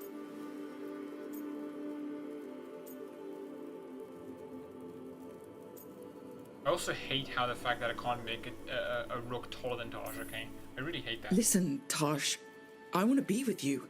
You are. We've kissed and crap. Why do we have to talk and make it a thing? Because I care about you. People who care about me die. And I think some of like the facial animation stuff here was a bit wonky, which also made the scene a bit more awkward than it should be. Are you also playing a Warden? Yes, I am playing a Warden as well. A Mage Warden. A trans Mage Warden. Who's a woman. Having a feeling even most of our legions in Free March Grey want to ignore the first Warden's orders. I mean, yeah, right. I think especially the Free Marchers, because the Free Marchers, in general, are like literal a collection of city-states that dislike each other. No. So I imagine the Wardens who are pulled from Free Marchers will have the cultural values of that and not really feel attached to the Wardens, you know, in the Anarvilles. Is Tosh Moon Arcana? What? Moon Arcana? I have no idea what that is. Two beautiful lesbians? Mm-hmm. Yep. Mm-hmm. Canary Wardens are underappreciated in Dragon Age. I mean, yeah, right. I remember during the Ravani area, right? There was this series of letters talking about the first Canary Warden, and I absolutely loved him. You know, especially in the end. The end letter was the Canary saying something in his own speech, you know, and someone asked him. Someone asked, like, translate this. What did he mean? And he said, in death, victory. And I'm like, oh my gosh, what a fucking badass dude. What a badass dude. He's so cool. I love him, dude. Tosh is a classic Chariot Arcana. Maybe Emperor, actually. Tosh is unhinged like an Emperor. Yeah, okay, sure. Okay. Mm-hmm. Forget it. I especially love how my rook likes what she says afterwards.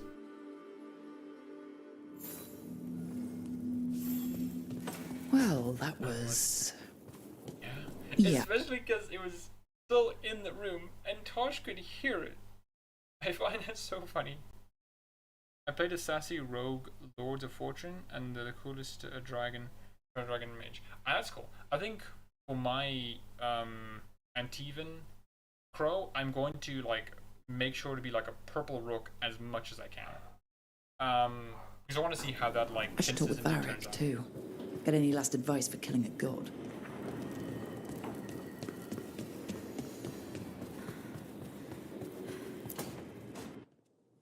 Hi, Varric. Varric, I hope I'm not interrupting whatever you're doing. Take a deep breath. The gods changed all the rules. We're going in blind. I especially love the motif that they use for Varric specifically. It's this like single instrument like playing and just like this plucking of chords, you know, it's like dun dun dun dun, and like it's such a good motif because it feels old. And Varric's like, not to be mean, bit of an old dude, you know. He's seen a lot of stuff and he's gone through a lot of stuff. But it also has this sort of like echoey effect where it feels like it's something happening in the past or it's reverberating out, it's echoing out, you know. And it's so good for Varric specifically in this situation, you know, because Varric's gone, you know, and his echoes are still like affecting the future. And I love that so much. I don't know what Close and General meant. I'm trying to categorize Tosh to Persona Arcanas. Yeah. Okay, Zoltan, What do you mean by Persona Arcana? Is this like a tarot card thing, or Varric hides his smut books? Yeah, hey. Yeah, The whole team is pretty sure we're gonna die. And they might be right. Weird shit is happening. Of course the team's on edge. It's not a personal failing for you to be scared either.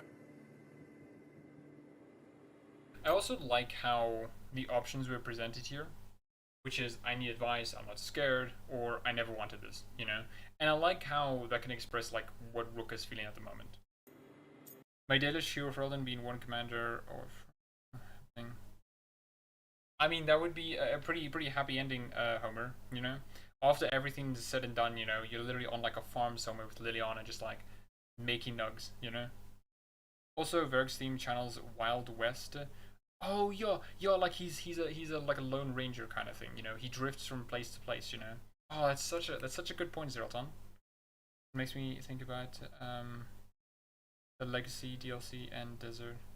Yeah, that's such a good point. Good point, Zeralton.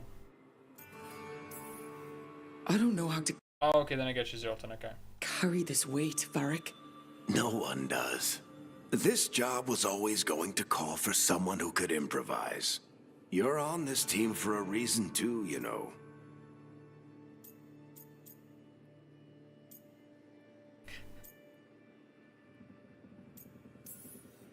I guess I have some thinking to do about everything. Go on. You know where to find me if you need me. Well, let's not keep the gods waiting. Oh. Oh. It's so good, dude. It's so good.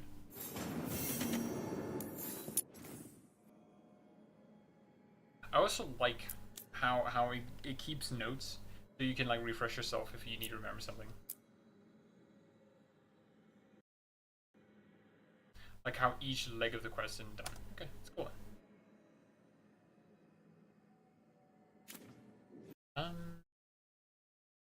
Is the Golems DLC in Origins too hard for most people to do?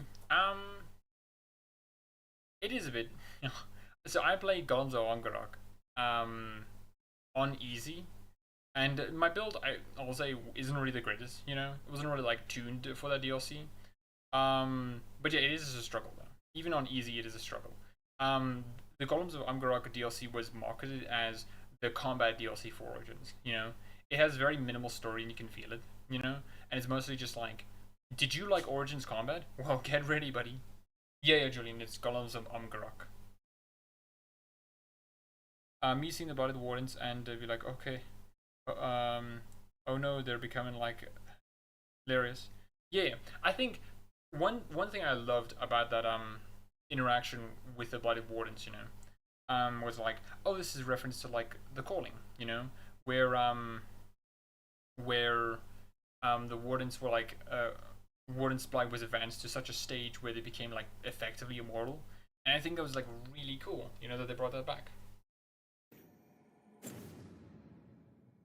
Rook, when's the last time you slept? Never, Varric.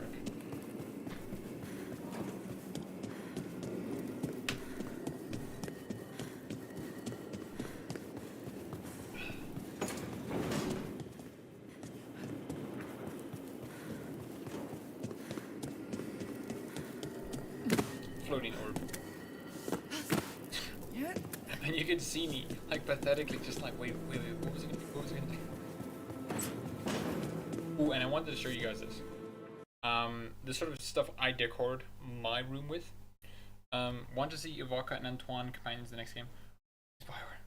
Please, Ivanka and Antoine, okay? I want to see this like loved these lovebirds, okay? I really want to see them, okay?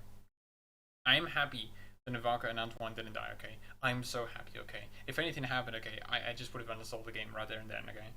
Like, Antoine and Ivanka die? Like, no way. So Varric is a spirit, sorta? Like, Mother Vision? I don't know. I'm not sure if Varric's more like of a memory of that Rook has of Varric. Or Varric, or that is actually like Varric's spirit, you know, or like a person who is or a spirit who is taking on the form of Varric. I think it's more of a memory. I think that's the implication, because the way that Varric ends off saying goodbye to Rook is, I will just fade in the background and become a memory. It's like, oh, okay. That implies that they're actually a memory that Solus was using to, manipulate Rook rather than like actually Varric. Which does suck that we've never talked to Varric the entire game beyond the prologue. Sucks, bad. Apparently it's canon that if Hero Fun Romance... I mean, more than a lot, Homer, okay? I think the implication from the epilogue slides in Inquisition and Trespasser was that they were like getting busy, okay? Like, getting very busy, if you catch my drift. Talia and Veilguard too. Yeah, I would love to see them as well. No wonder your Rook is packed. She does push-ups. You should see the amount of times I'm just like falling off things just to get somewhere faster. It's just ridiculous, Hello, Knight and chat. How was the ending? Oh, hey, Combi Fighter. The ending, superb. I absolutely loved it. 2 bits and pieces. It's great. Hey, Approver. Hope you're doing well. The twist reminds me a lot of Black Ops. I mean, yeah, right. It does have that sort of vein that the person you've been talking to was actually not there,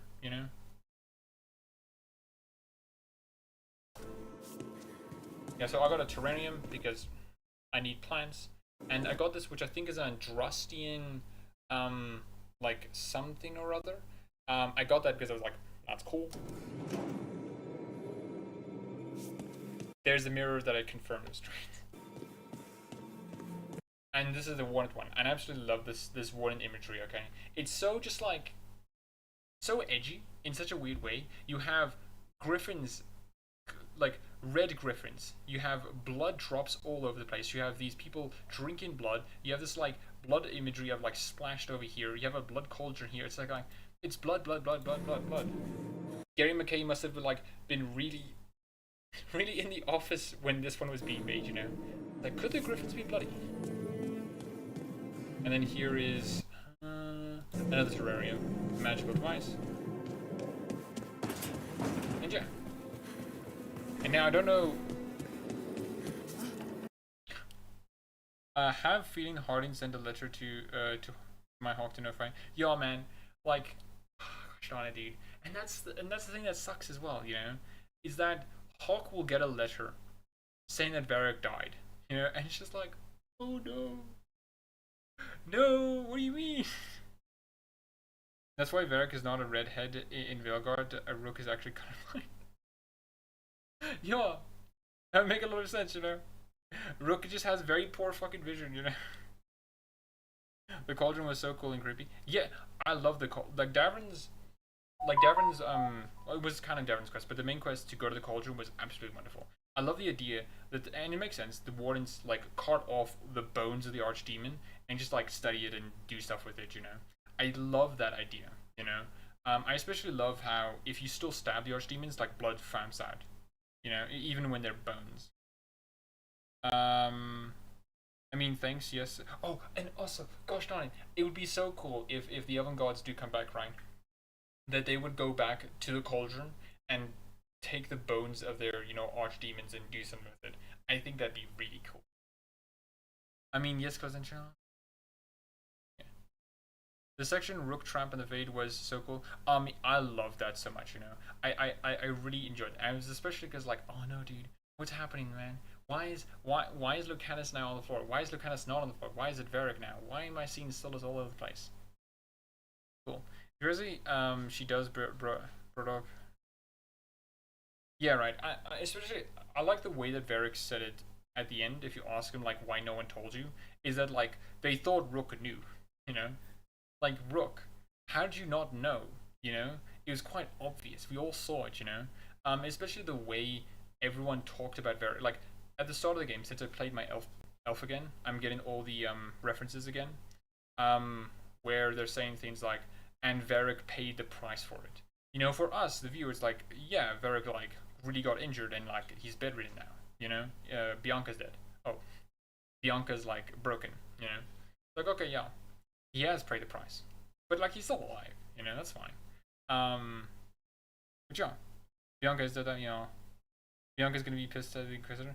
I mean, I don't know. I think my Inquisitor would just be like, fucking bitch.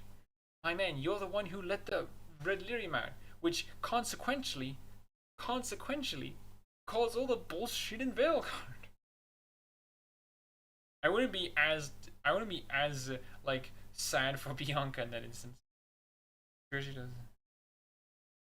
I want to head to 91.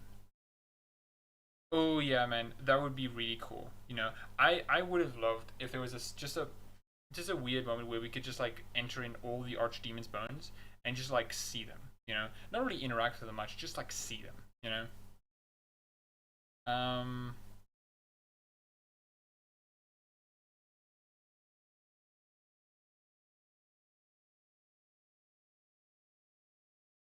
Yeah, same improver. Garrus could have done something, you know, but it would have taken the whole game though.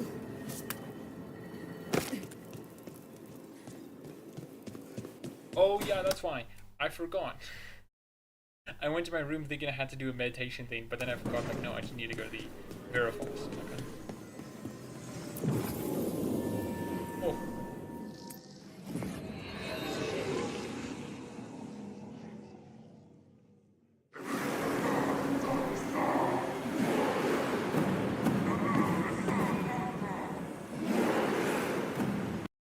The way they written to keep Varric death hidden was so good. The writers gave us so many hints, which is like, yeah, especially because like from us the player's perspective, when we see Varric alive, you know, everything that talks about Varric like in the past tense, we're just like, yeah, Varric did pay the price. Like, yeah, Varric is out of commission. You know, like, yeah, I agree with that. You know, but no. These guys just didn't. These guys didn't talk about it because A, it was a sensitive subject, and B, they thought Rook knew. You know. This is where I played Mega Man 7. Like, Homer, you're a different beast than me, okay? I can't imagine playing that. You know, like, you're just better than me in that regard. Oh, and I'm gonna take this. Hold on, maybe. Fortunate we weren't spotted coming in. A lot of dreadnoughts. One shot is all it takes. Okay, I just want to talk about like their outfits so long because this is all because I equipped all their Hero Veilguard outfits and I love every single one of them except for like Tasha's and like Nev's and Davrin's to an extent. Hardin, brilliant, Inquisition themed. It makes sense, especially because like it's the armor she gets if you tell her to like follow her heart. You know, Balara, this is the ancient elven armor. She gets it from keeping the Nodus of Tholen. Nev's is weird because this is the one that she gets if she's to be a protector hidden in the shadows. I'm not necessarily sure I feel like it. It's a cool armor. I'm just not really sure how I feel about it. Davrin's, I get it. You know, you keep the Grey Wardens, you keep the Griffins with the Grey Wardens, and it looks like he's in a not a flight suit, but like in flight regalia. You know, I don't like it as much as his other armor, but I do like how it is appropriate for what happened in the story. Lucanus is just beautiful. You know, I love the gauntlets. I love the feather collar. It just looks so amazing. And Emmerich's just like necromantic, lich garb is just beautiful, especially because like how you can just see in his ribcage. I also find it very funny that his glamour only extends to his head, so his ribcage is just open. It's very funny to me. Tasha's, I don't particularly like it too much because while it is Ravani, and I chose her to like keep her Ravani culture, I do dislike the fact that I do dislike how it just looks like the normal Ravani like mage armor. I feel like it could have been a lot more specific. If it's the tone, no, that's better than Homer. People who have issues with Corypheus now saying, oh yeah, man, I don't get it. Like, Corypheus had a badass speech, okay? I don't think the Elven Gods really have had a speech that is as cool as Corypheus, like, I've seen the throne of the gods, and it was empty. Like, that is good, It's actually even cooler. That's not that sense. A lot of comments were written in a way that book death unless you explicitly know. Yeah. Which is good, Which is great to keep that hidden for people. So like you have this constant idea that like yeah, Vedek's fine, he's okay. It's just like he's out of commission, you know? Don't you dare say anything bad about Nev. I didn't say anything bad about her. I'm just saying her armor is a bit, could have been a bit better, you know? Though with my elf one, currently, I'm going to romance Nev.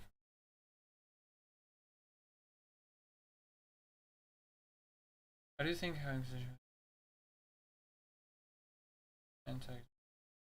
oh yeah, no, I agree with you, cousin general. Yeah. Grills and Sherry Girl wrote Liliana, Isabella, and Harding. Yeah, it's very funny, you know. Oh shit. Thank you, Approve Singh, for the 100 rupees. Thank you so much. A little token for Christmas and New Year, can't wait. You take her. Oh, thank you so much. Thank you, Approve. Thank you so much. To be fair, I do prefer her without the armor. Okay, Julian, okay. Whoa, back it up, back it up. If I catch your meaning, indeed, you know? Takes.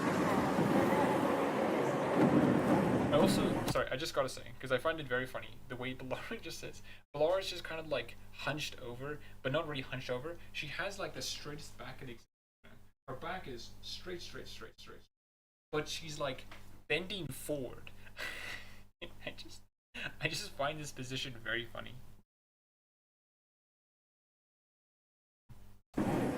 Now we just have to deal with that. Morgan didn't exaggerate. That's the entire Antom I army. also just like how my rook is just like a fucking bulky ass beast. I love over there. it.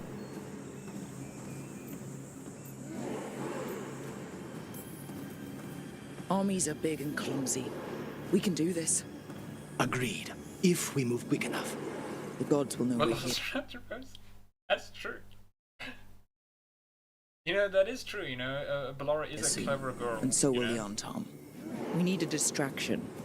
One team to draw off that army, and another to stop the gods from Ballora does have the whole damn finishing bakery, their that is dagger. true, you know? I'll take half the team and cause some trouble down by the Antom ships. Wait, I'm the scout. I can get us around this place faster. Oh shit. There'll be She's blight gonna farther up, Harding. Me thinking, not knowing what's gonna happen, that's cool. We're gonna be able to, like, you know, have the same situation as, well, Mass Effect 2. Okay, who do I think is better? Davrin's a person who knows how to do blight stuff and, you know, also hit things really hard. But Harding makes a good point. She's a scout, she can maneuver really quickly. Maybe I'll go with Harding. Me, not knowing what's gonna happen. And Darkspawn. I've fought them I've never before, listened to Harding and again. I've got the stone on my side. Yeah. No one's Harding, you're literally, like, part of a Titan. How did you not... fast enough for that many on Tom. Someone has to do this, Tosh. So who will it be? Oh man, dude.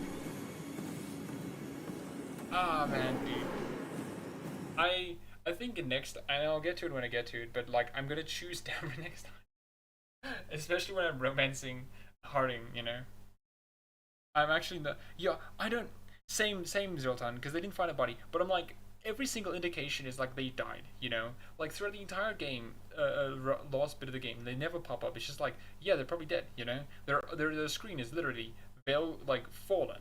You know, it's like oh gosh darn it. Going to romance Devon as a female elf anti-even crow mage. Nice. I hate myself for putting Harding through first Rylena. Second time her.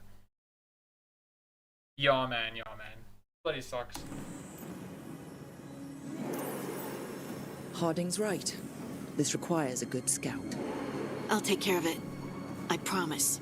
Yeah. I'll take the rest of us and get to the this is gods gonna before they turn out. finish their dagger and cut open the Fade. Once we're in place, Lucanus will take I sacrificed Solus's Harding because dagger I and love the ambush song. Gillinan. Yeah, but like, gosh. And this is such a cool choice, you know, because you are essentially choosing who's going to die, you know, which does suck. But I do like how it indicates and like ensures that the threat is still maintained. Your companions will die. One of them will die no matter what. A lot of them will die no matter what. Mass Effect 2 was cool, and it was cool that your companions could die if you weren't smart about it. But it does take some of the punch from it by not having a companion just die. And I think this is a really good way to do it, you know. Rip Dwarf Girlfriend, yeah. Thinking this was Mass Effect 2. Yeah, Yo, I thought it was Mass Effect 2, but no, it's Vermeer all over again. It's like, oh shit. Damn it. Pyro, when we say take inspiration from Mass Effect, we didn't say Vermeer. Are those two make me feel okay? I either lose a tough pro with yo man, and this is one of those things of like, you kind of have to ask yourself, who do you care about more? And I think Veilguard does a great job of making you care about Davrin and Harding equally. You know, like obviously if you're romancing Davrin or romancing Harding, you'll obviously choose the one you're romancing, you know, but it still sucks that you let the other one die.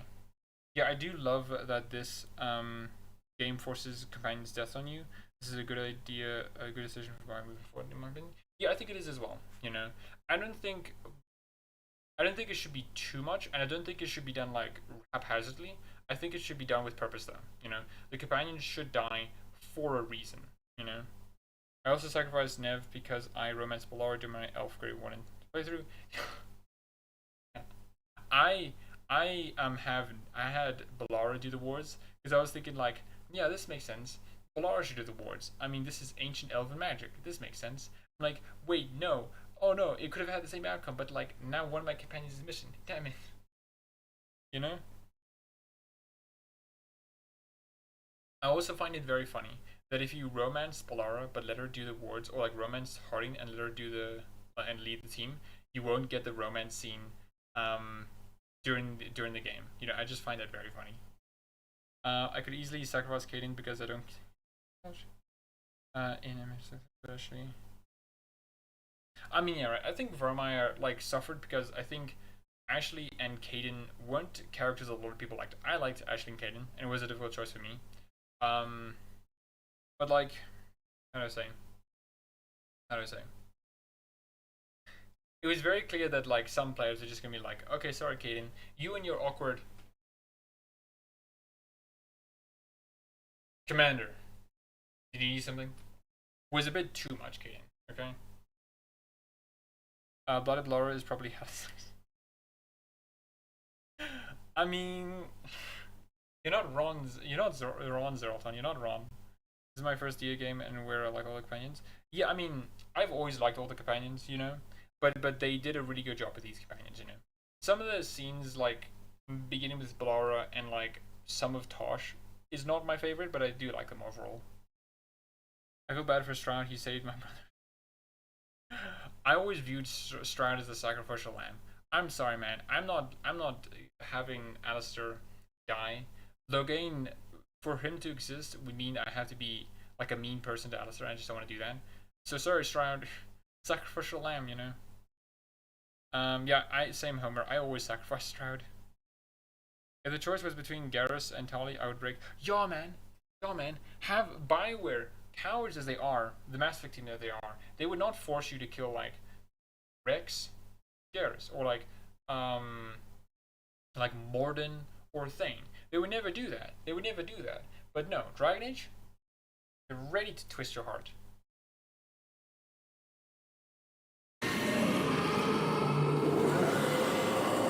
Elgernon's pet. One problem at a time.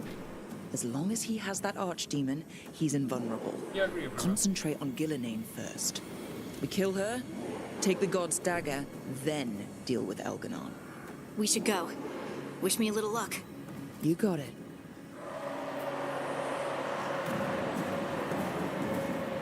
Harding. Like you said back at the lighthouse, Rook. We stop the gods.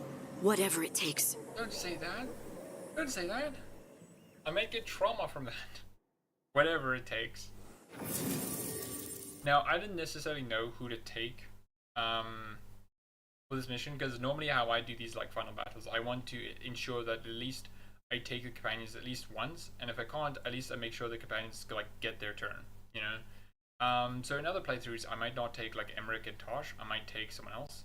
But that depends.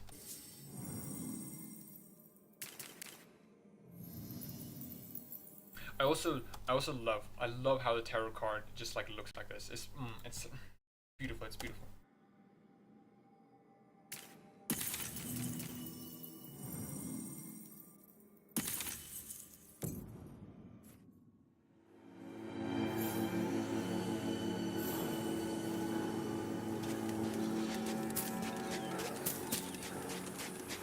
there's one thing I will comment on that I wasn't too particularly a fan of, and that is the fact that during this section there's like chests and other things to explore, which is fine. But I do think maybe they should have like focused it and just like said, no chest, no anything, it just go, you know. For mine exactly, this feels like choosing between, yeah, you know, like if Mass Effect gave you an option to choose between like Tali or Liara or Garrus Thane, like, oh my gosh, you have no idea how many people would be flying. Not the quickest path ahead, but we might reach the gods before we're spotted. And now begins a series of me walking a lot.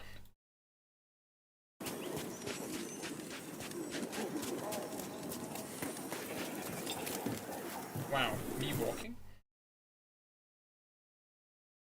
Okay. Now, there's this thing Chain Lightning, right? It's an ability you get that bounces between, like, as it says here, 3 times dealing damage with each enemy it hits. Now the thing is, it also hits you. Bit of an issue, because I take a lot of damage. I'm playing on a difficulty where my health, where I take a lot of damage from enemies, and Chain Lightning apparently applies that as well. And so when I get hit, you can the bottom left, for that. my health slowly starts draining, you know. And then eventually I'm like, and then I'm just like gonna die. So while I do like the mage gameplay, I think my next like playthrough is not gonna have me play as a Chain Lightning mage unless I like stack a lot of resistances, you know. Shooting a couple of arrows was a bit anticlimactic. I mean, I guess, but like it was mostly just a distraction thing, you know. Especially, and remember you have to consider this: Gillenon has not felt pain in centuries, you know, not centuries, thousands of years. So it must feel pretty painful to someone who hasn't felt pain in thousands of years, you know. And especially because it was a distraction, you know, for Lucanus to kill Gillenon.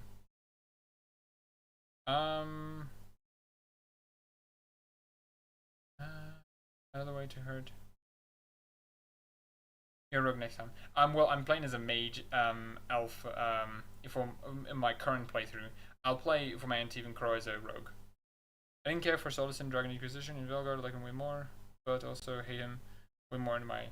I mean, yeah, right. I mean, in Veilguard, he is a lot more hateable because he's literally destroying the world and, you know, manipulated you. Well, so much for that. Quickly, before they raise the alarm. But otherwise,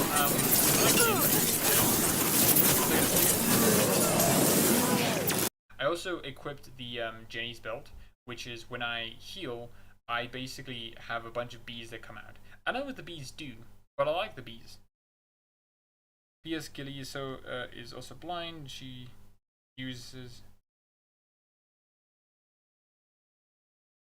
Is that so? Because when we get to it, Gillenane doesn't have eyes. I wonder how she sees, because she doesn't have eyes. So, yeah.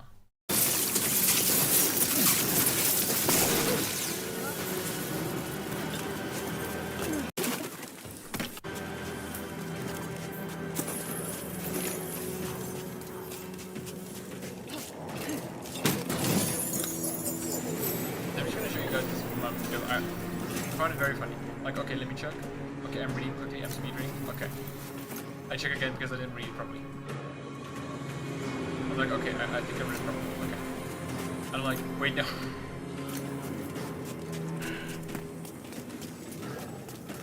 She has eyes. It's on her elbows. Is it? She's not see, man. She's see. Okay, when we get to Gillenane, I'll have to look at that. Because if she has eyes on her elbows or something, that's very interesting. Good job. Combat. Now. He is a Jenny belt, yeah. Go on, use a potion. You can't spell belt without B, or B at least. But anyways, there's a B and it also B's. Sarah. I don't know, I'm guessing. I mean, yeah. Maybe that's why she's mad that Razikal's dead, okay, because she needed the eyes.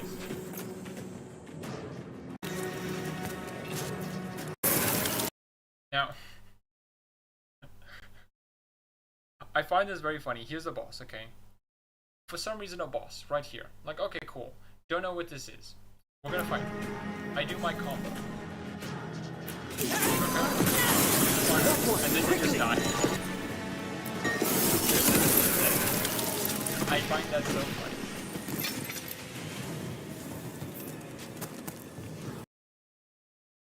funny. Across the bay. What are they saying? Something, something Gillinane's blood, something, something pure and unstoppable, the usual. I do like that, and I wonder how that'll interaction will be different when I get here with other companions. Also, one thing I love about Veilguard oftentimes is that they'll have in the background places you'll go to. So obviously we're going to go to this place here, and it's cool that it's there because we're progressing towards that spot. I think it's cool.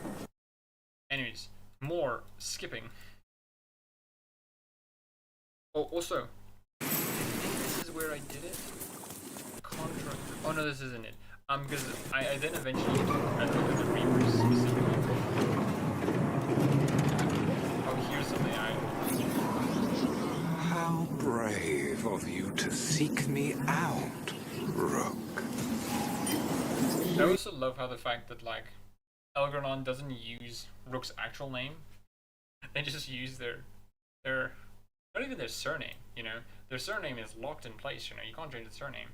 But their Shall nickname meet soon. I just heard Elganon. He said my name. Who told him my name? Literally everything in the game was tenfold from dialogues, interaction, enemies. Yeah, no, I have seen that as well, you know. The game does get like does have that like more and more as the game ends.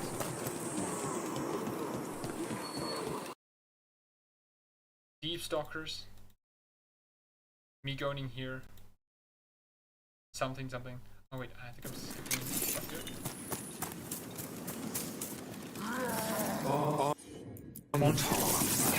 Your vision, your loyalty will be rewarded.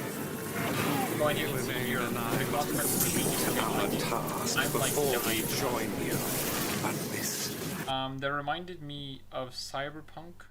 My max level V hero landing in camp with 6 grunts and insta-killing them all. I mean, yeah, Ryan. I absolutely love how the combat allows you to do that. You know, killing the odd time. I mean, yeah, no, I know what you mean.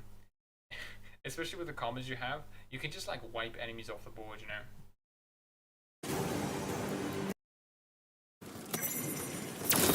Oh, and I think this is the I wanted to show you this because I absolutely love this. So this is basically just Elgranon talking about like Gillinane, saying like, man, Gillinane's so depressed after her dragon died, like, and all I asked him was to make Lucican his actual size, you know, because Lucican was very small from when I came, so something happened, you know, and then Gillinane was baffled, just like, what do you mean? Like, Lucican is as big as he was, you know, what do you mean? And then I love, as the letter continues, you know, Elgranon is just like, maybe I can have her do it if I say she can augment him. If she can augment them the way she wants to. Like, yes, I could suggest more teeth or extra mouths. That should delight her. Which I find very funny.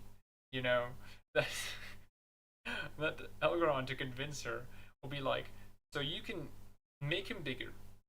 Also, you can add teeth or mouths if you want. I'm like, okay. Sure, man. Sure.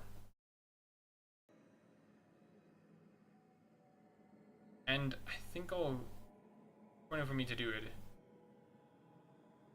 I'm gonna show the image for the tarot art here, and I absolutely love it to bits and pieces.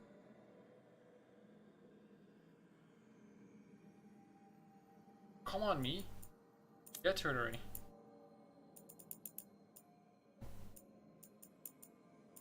There we go. Ooh. This art is like absolutely immaculate, right? And it's obviously like after Gilnean's archdemon is dead and like is grieving, and you can see just like the posture, the side, like the tar that's like coming down, like the grief that has stricken her. I absolutely just like enjoy it like so much. Especially the size difference between her and Elgron is just like so cool. Hello, Livia. How are you? Are you doing well? What I missed? You just missed like the beginning of Tearstone. Not too much. Overall, my thoughts on the game is like it's pretty cool. Gamer posture.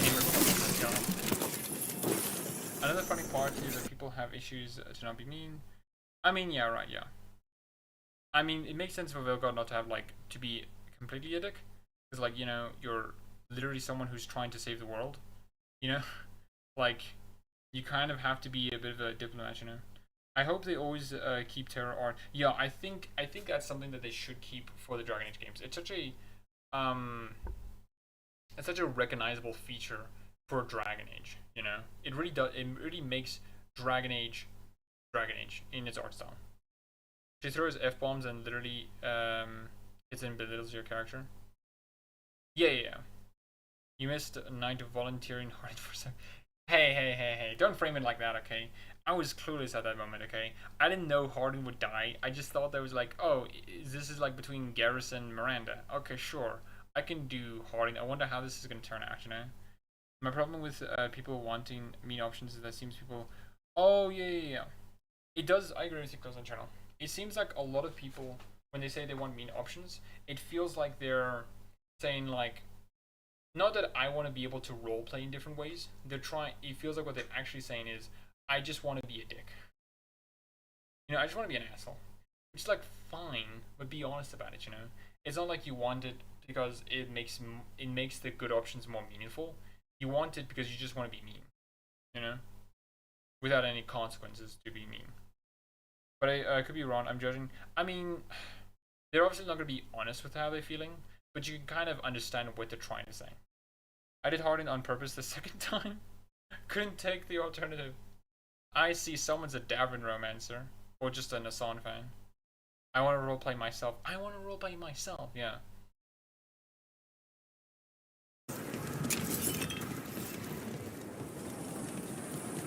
And also you can see how I play this game. I run around just like looking at everything.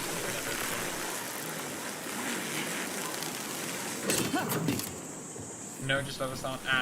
There you go. You're either a Davin romancer or just a person who likes a song. Oh, gorgeous game. Also, I did miss the part where they did a huge explosion. I'm not going back.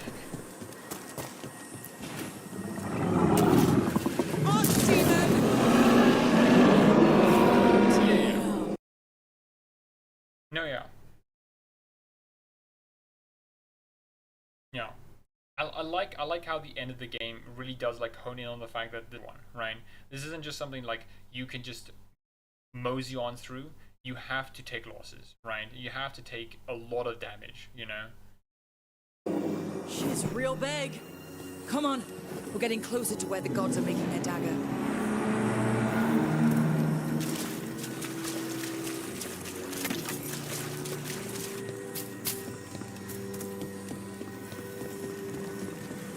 I mean, yeah, right. And I think Veilguard did do a suicide mission of, like, you know, point of no return.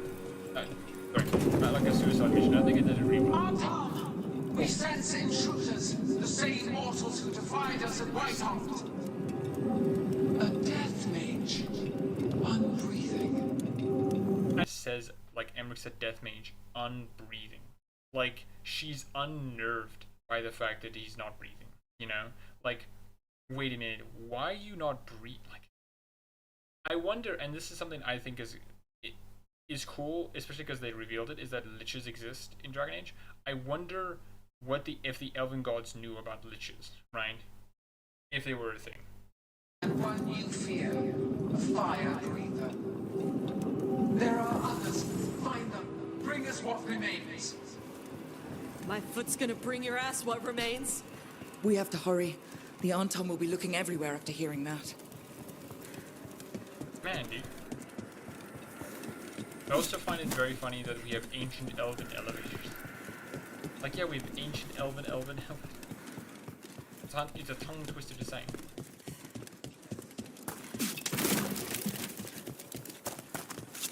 And also, this is how I normally open potions, okay? I either get fed up with just like constantly running into them, missing them, and then just like, okay, whatever. I'm just gonna like hit them with a laser beam.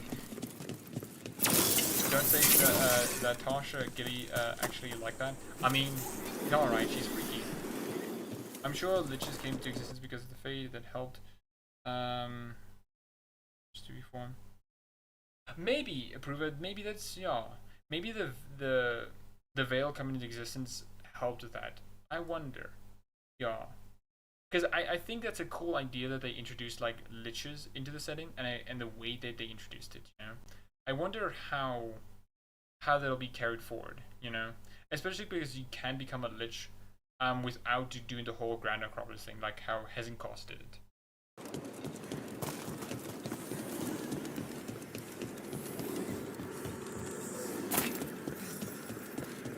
It's Harding. Look! Hey! Harding, are Have you you ever thought okay? about how the necropolis is humans living like dwarves underground in fancy, unreasonable ways? Are the dwarves behind everything? Something to think about. I like how Dav handled necromancy in most games, something edgy. I mean, yeah, right. I like it a lot. Not necessarily because it's just different, but because it makes necromancy seem a lot more reasonable. So many times I've seen like franchises try to make necromancy reasonable, and like all they've done is basically like necromancy can be used for good. They can kill bad guys. I'm like, okay, sure, but no. They'll go, like Dragon Age engages in the topic a lot better and saying like necromancy is a bit better because you can actually talk to the people of the past. Like Emmerich has dialogue about like he sometimes has to corp whisper to someone to like deal with contracts and stuff. Like, hey, so in paragraph in paragraph 7, section C, it says this and this and this, but that's contradiction.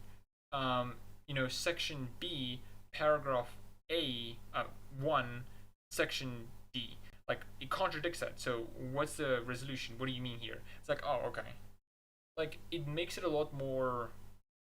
It gives a lot more practical reasons to why necromancy exists, other than just, like, it can kill bad guys, or something like that. The dwarves, the new elves? Always were. Always were. The dwarves were literally there before the elves, you know? And most likely the humans. Oh, the dwarves, the maker? Hezenkos was nuts, literally bringing... Oh yeah, I love the fact that Hezenkos was not ashamed of being in a giant skeleton, you know? Yeah, skill up, bad review. Veilguard says, and then you meet this necromancer, right? That's cool, and then he is a sweet gentleman. What the fuck? Yeah. Yeah. That's something that never really got to me. When people are like, wait a minute, necromancers are supposed to be edgy, and like, they're supposed to be dark. It's like, no, man.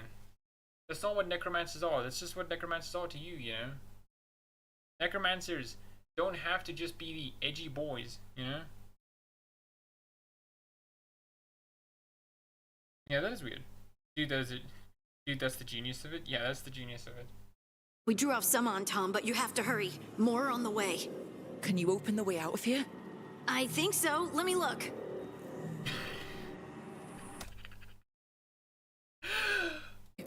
We drew off some on Tom, but you have to hurry. More on the way. So Can you open the way out of here? I think so. Let me look. That's so funny. Harding. I like him, but he should not review game. Yeah. Yeah, do you really want another cliche necromancer? Yeah, these people will... I fucking guarantee you, if it was like Larian who did that, who did like Emmerich and not like BioWare, they'd be like, wow, this is a cool subversion of the necromancer trope. But now that's BioWare, it's just kind of like, oh yeah, by the by, this is bad actually. Like, okay. Vorgolf gets a pass though, he's... Zeraton, it's good that you corrected yourself, okay, because you cannot besmirch Vorgolf's name, okay? I love Vorgolf so much. I love him so much. Greetings. I'm like, oh, Vorgoth, you're the coolest guy ever, okay? Who's this like weird bitch next to you, okay? $5 bet he never met a nurse or funerary people on the way. I mean, yeah, right. Like anyone who's in like funeral services, or like who in a crematorium and stuff like that, or like a graveyard digger or stuff like that, they're kind of neat people, because, and here's the thing, you kind of have to be. If you're dealing with death a lot, you kind of have to have the mindset of either you go crazy, or you're gonna go like, yeah, I mean, it's fine. You know, death happens. It's okay. You know, and we need to like help people move on from it. You know. There's a concept of the Silent Plains. Oh yeah, I remember that, Homer. I saw that, and that was so cool. That was so cool. I always imagine the Silent Plains in a very basic way, which is like it's literally a plains, but it's like very dead and arid. But the concept art that Matt Rhodes made was really good. It's terrifying how good your impressions of Vorgoth is. You must do a vid in his voice. I mean, yeah, I can do deep voices. What was it? What was another line he said? Now I'm being on point. Oh gosh darn it. I can't think of it now. Gosh darn it. I think Skillup is an okay reviewer, but people take his word too seriously. His words might sound smart. I think Skillup's games are not really RPGs, you know, nor specifically BioWare RPGs, you know. Was it ever talked about? No, I don't think it was ever talked about what Vorgoth actually was, which I think is fine, but also not. I think it's cool because it makes Vorgoth a lot cooler, because it's like, Vorgoth, this weird guy who's just here, you know? Everyone respects him for some reason. Yeah. But anyways, sorry, back to what you said, Combi Fighter. I mean, yeah, Ryan. I think, and also it's very funny, because especially after his review, he made another video where he looked very sad and dejected. He was kind of like, so people are using my review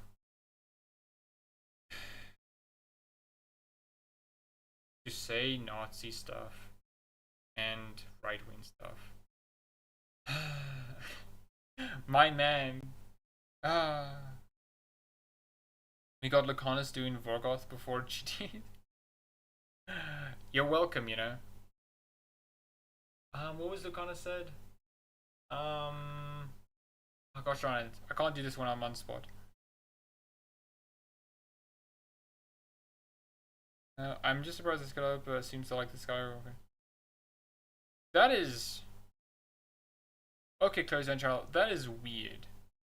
That is weird that he likes the Skywalker saga, but doesn't like Dragon Age 4. That's weird. Not saying that like they're similar. I think they're very different. But that is a... I wonder... No, Then okay, his feelings on Veilguard have to be true then. You can't have that contradictory of like a public opinion and not have a reason for it. That's weird. I at first thought he was a Nazgul, but like a cool one later. Oh yeah, no, I mean he does get those vibes, you know. I hate the HR. Yeah, man, I hate it for a fucking passion. I will say that I do think some of the dialogue was could have been better. Like I think some of the conflicts, like Tosh calling like Emrica skullfucker, right? Like, okay, cool, that's funny and whatnot, and probably shouldn't say that, you know. And Rook's dialogue should have like not sounded too weird, but like that's all it was. It was just weird dialogue, not HR dialogue, you know. The issue wasn't like Rook saying like, okay guys, come on, let's be serious, you know. The issue was like the way it was said. Mavis made a reference to the Landsmeet quest after I said, really? I did not get that, or maybe I forgot about it. That is cool though, Homer. That's cool. I wish you could do Lucanus cosplay. Well, oh, thank you. You know, maybe I'll do that. Okay. The Skywalker. Oh, the Lego one. Oh. Oh. I was like, wow, that's weird. He likes the movies. Okay, that makes a lot more sense. Okay, maybe that like makes a lot more sense. Okay, then maybe the reason he likes that is because he's just hear me out, a person who likes Lego games. I think he dislikes Veilguard is legit, but he justifies it because bad. Oh yeah, I think that's a lot of issues that some of the reviewers have with Veilguard, is they never really give a reason why, and if they do, they never give an example of it, you know? And if they do give an example, you can always do counterexamples, which is just like, oh yeah, so it's actually a lot more complicated than you think. The game doesn't have poor dialogue, it just has poor moments of dialogue. Like literally every game in existence. Maybe it's because he doesn't want to judge games as harshly if they were made for a younger audience, though SS was made. I guess. I don't know. I think people angry over not signing with understandable, but and Rook doesn't take that right. Shan 10. I'm not sure what you mean, Approver.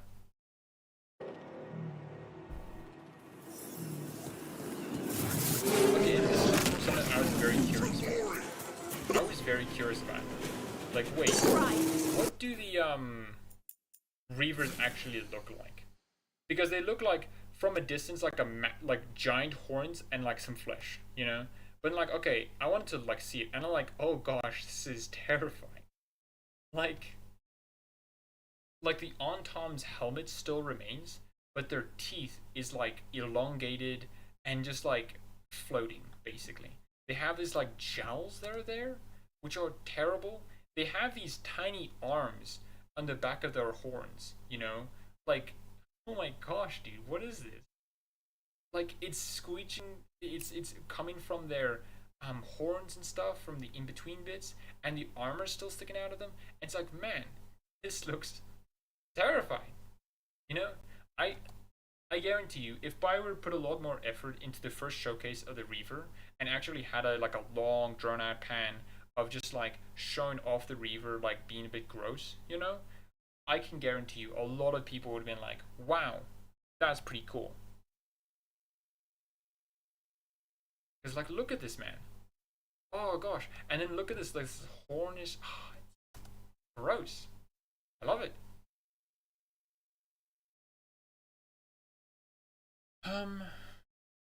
Saw Gaming Bolt's video and claimed that the Veilguard sold 25,000 copies. Oh my gosh, dude. 25,000 copies. I'm sorry, man. Like, maybe you can say like Veilguard sold 1 million copies, right? Like, okay, maybe that's reasonable, you know? But 25,000, like, man, dude, that's a bit much. He puts Veilguard's NPC next to a Toy Story character and says, it's the same. Yeah, man, that's another thing that, like, I don't know how you don't have eyes, you know? Like, I would be so fucking embarrassed if I ever, like, wrote that. Not even, like, kept it in the video, just, like, wrote that and then deleted it, you know? Because I'm like, oh, this is bad, actually. Like, you can say Veilguard's, like, art style is simple and smooth, you know? But, like, I don't know, man. Veilguard's art style, I think, is best described as just smooth, or literally Anthem's art style, you know? Because kind of is. I'm also mad that people... Oh yeah, right. I also dislike that as well. Like, the context, like, when I finally got to the push-up scene, right? I was like, okay, so this is it. I wonder how it's gonna be like. And then I'm like, wow, this is reasonable, actually. Like, the whole point is, like, this isn't, like, Isabella doing it because Tosh is non-binary. This is Isabella doing it because this is just a tradition among the Lords of Fortune. Of, like, oh, okay, cool, we're doing a Barney, which is just... We do push-ups just to, like, get it over with. That's enough to say, you know? Like, okay, cool. That's fine. Like, that's okay, actually, you know? Veilguard sold 6 copies of Buyer has closed down tomorrow. Also, tricks you to... Yeah, man. Yeah, Azeralton. They wish. They so desperately wish. Pretty sure Veilguard sold, like, 2 million copies since 2 to 3 days from launch. I mean, yeah, right. I think so. Which is like, that's 2 million times 60, which is like $60. Which isn't true because some people bought the deluxe edition, which is like $80, I think. So like, about $60 times 2 million, which is like $120 million. Like, yeah, Veilguard sold fine. $120 million, it's not bad. It's pretty good actually. Which was funny stuff. Did Thundering clearly? Yeah, Ryan. Yeah. Yeah, agree, approver.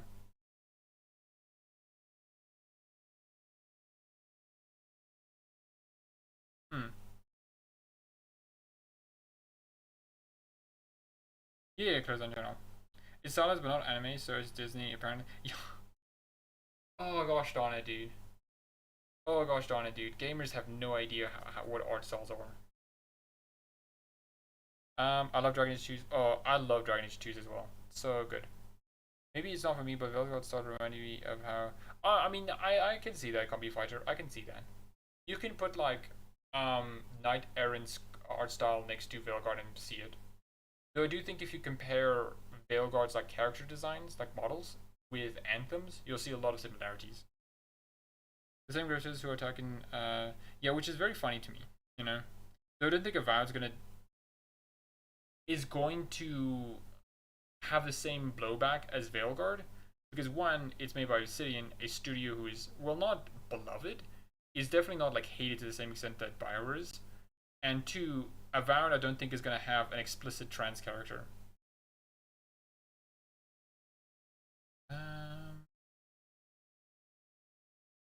Oh yeah, man, the goal posting was very funny, Approver. Same, I did grow to like Veilguard's art style a lot more as it progressed. Anyways, this guy's. Anyways. Let's struggle as I nearly. How's it looking, Harding? I need a bit more time. Yeah, bro. We can control very well.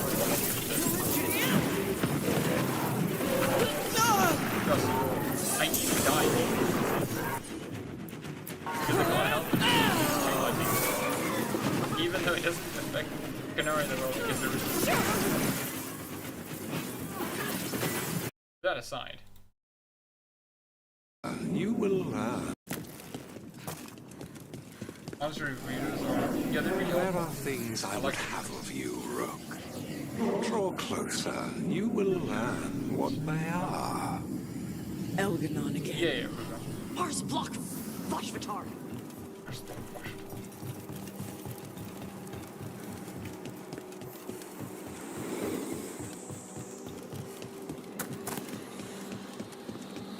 Gosh darn it. There I am. Oh, in this one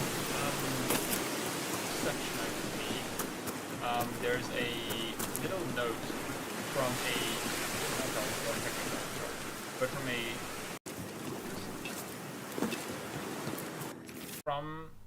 an Anton, and they basically say like, yeah, we abandoned the queue and that's fine and whatnot. But what we're doing here, this is wrong, man. We should rise up and kill them, you know. And then his body is literally right next to the letter. I'm like, oh, okay, that sucks. Now you just needs to green light DA5. Come on, EA, just say yes. Look at that. Oh, EA, come on, please. Just give that right to the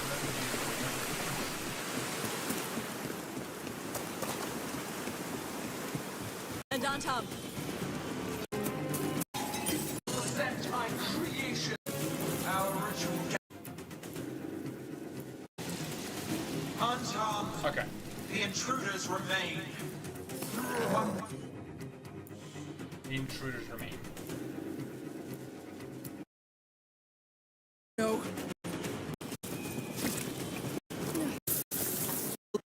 Elganon can't unleash the blight.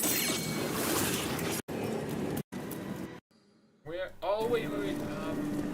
Question, this is the, I think, not sure which one it is, but there's this, not that one. Yeah, I'm not so far to... Oh yeah, oh, this is, I love this like so much, because this is like, this is Gillian talking to Elganon, and it's like, you have kindly suggested I spent time to mourn, but Andrel is lost. Gone, it is tribute gone. It is attributed to her skills that our people's descendants remember her as she was, a warrior of supreme skill, lethal, swift, unsurpassed. And I like this so much, especially because like what is suggested is that you know, Gillenane and Androl were like lovers, you know, very explicitly it seems. And I like how this also gives us a mindset of the elven gods and how they view each other and themselves, right? They're not good people, but it's this weird like sense of how do you say, like a weird respected culture, right? They all respect each other. They all know the hierarchy, right? Elgernon is the guys on top, right? We all respect and like listen to him, you know, but we all respect each other for like what we do, you know. It's interesting, you know.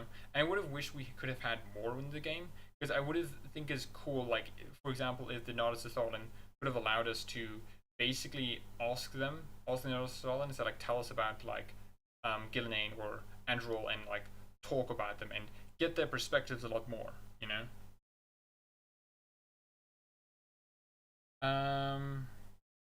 Yeah, Priva. Yeah, Priva. It is weird to talk on that. From trusted news from Mass Effect 5 from Twitter came from a Reddit post, which is so fake that yeah, man. If it's not that, he's gonna literally make up a document that basically is like scrawled, mistyped, misspelled, terrible grammar. That just basically says Mass Effect 5 is going to be bad intentionally, you know. Which I would love to have like and I had this like very funny joke in my head where the Nodus Thorlin was gonna basically say something to the extent of like despite what my glorious creator might say, he is not jealous nor mad that Gillenane has a hot bitching wife in Androl. Okay, he's not mad.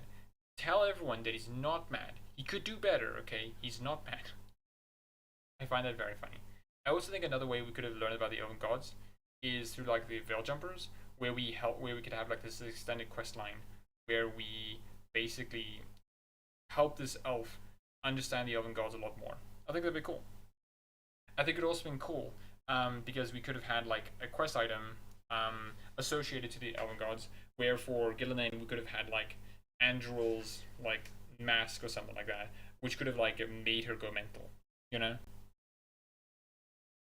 Nope, let me focus for the Mass Effect 5, yeah. Now on both quickly. Yeah, same combi fighter. Why can't Bioware do both? Oh, and the tragedy in this art.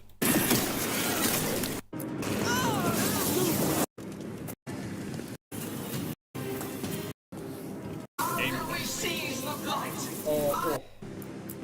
I especially love the voice acting because the way she says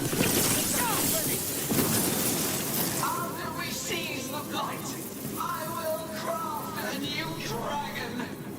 like she's exasperated. Invulnerable to steel, flame, magic. It will be perfect. No such thing. And the first meal I feed it will be your hearts. Oh. Of magic are coursing.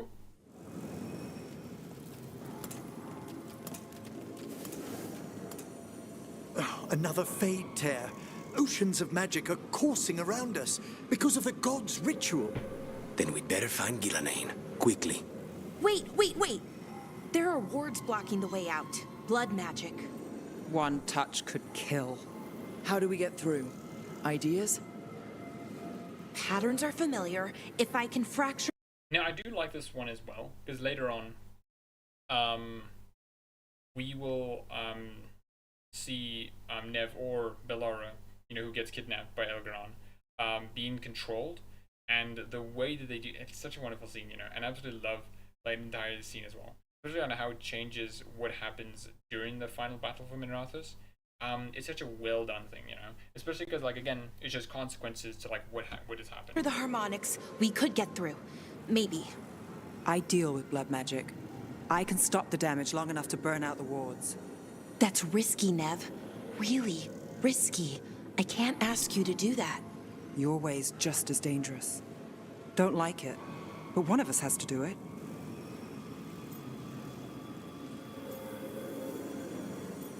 Now, when I first made this is your territory, I was kind of like, okay, this makes sense for Veilguard to do it. I wonder how this is going to turn out, you know, because why are they making it such a big show of it? Just go slow. I'll be careful. Nev disapproves. Gosh darn it. I'll keep this Fade Tear in check while you work, but with things so unpredictable, I fear anything might happen once we kill Gillenane. Solus warned me that there'd always be costs and consequences to fighting gods. But if we kill Gillenane, snatch the god's dagger and escape, maybe we prove him wrong. I dearly hope so.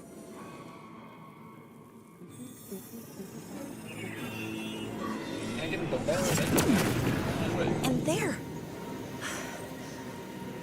Great work. Thanks. Be careful. The gods might know we're here now. That is a certainty. Lara! And it happens so quickly, you know? Just like one moment she's here and one moment she's gone. Elven are a scattered people, but fret not. I shall bring your mage gently back into our fold. You can all be forgiven by embracing the wisdom of surrender. Continue, and even the dread wolf will regret what I do to his pawn. Come on! Elganon and Gillenane are still on the island. If we move fast, we might get Bellara back. Damn it! Hold on, Belle! The gods know we're coming, but they still need to finish their dagger. We can divide their attention. Good idea. Half the team comes with me on the main path. Harding and the others keep out of sight and get Lucanus to the ritual. He kills Gillenane. Now, I do want to say just quickly, because I am going to stop soon enough, because it is a bit late where I am. And I like to sleep, you know? So, we're just going to see the Gillenane battle, the end of it, and then... And then we save Bellara. I especially love how Bellara being kidnapped is just a prelude to, like, Harding dying. You know, it's when it starts getting, like, okay, this is now... Lucanus looking like, yeah, man, so cool. This is, like, when it starts becoming a lot more, like, tragic and a lot more, like, emotional, you know? All this magic, it feels like a storm. Which means Elganon's almost completed the dagger.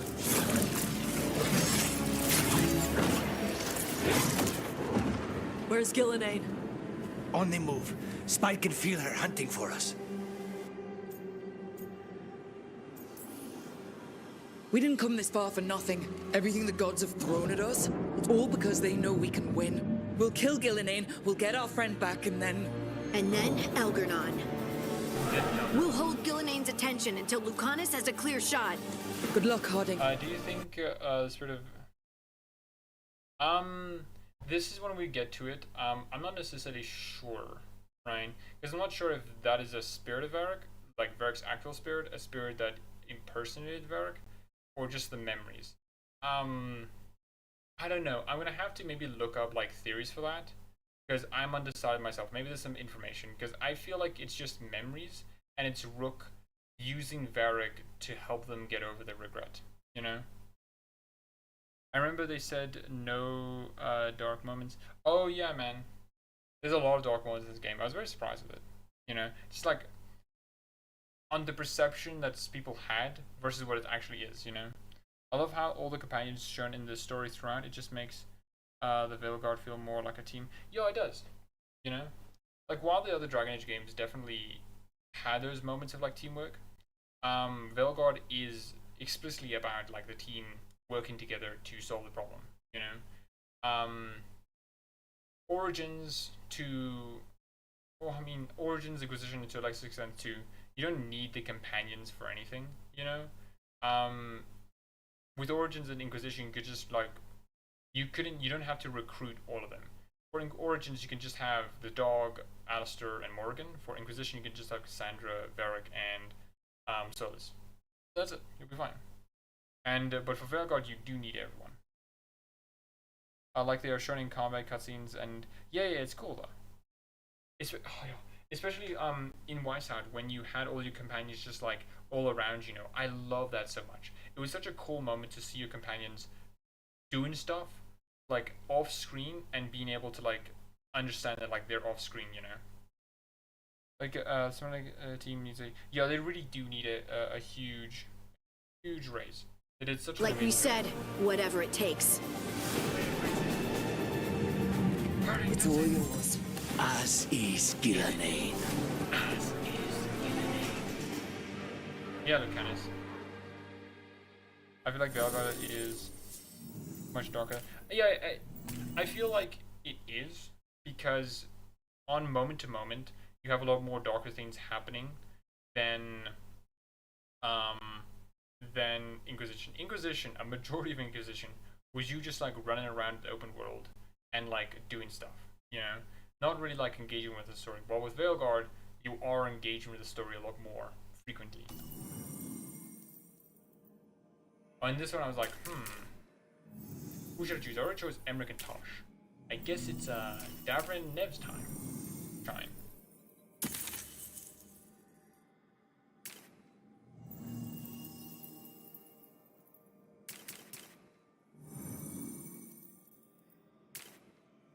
Yeah, there's some like awkward animations, but like overall close and channel, there are like really great like facial animations.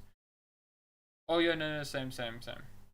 I love Approver that like Job can like use his last bit of sanity to infect the governor and to like basically save us from that. You know, it was such a like his dying moments were spent doing that, and I think that was really cool.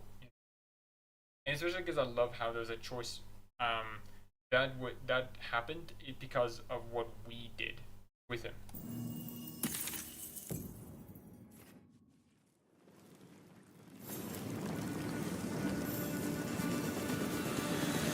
Cool. And the music starts playing. Now I'm gonna skip ahead here. It's just like a bunch of combat sequences. We can actually get to the meat.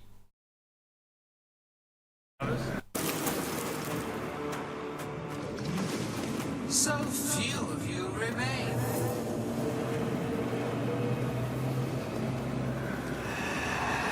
Yeah, a combi fighter. I can agree with that, you know. I like Inquisition a lot, and when Inquisition is really good, it's good. But there are often times when Inquisition is just you walking around an open world, not doing much. Davrin? Desperate. Nev? Fearful. Well, and the way it's just like, this is the one thing that I want to like pay attention to do a bit. It's like she literally has no eyes. You know, like she has mouths for eyes, and I'm like, okay, how does she see? But the proof is saying like, oh, it's probably because like she senses stuff and whatnot. But it's like, man, freaky. What's the chance helps others in dying? Yeah, probably. Yeah, and I loved the Treviso thing when like you had people who were becoming blighted, you know, and then being turned into Darkspawn. It was such a wonderful moment, you know. It really like sold home the fact that like Treviso was really screwed. Transgression. You face. And like the eyes, like constantly, Fearful. like the mouth eyes, is like so good. Look at this. For your transgression, it's like chomping, biting. You face a god alone.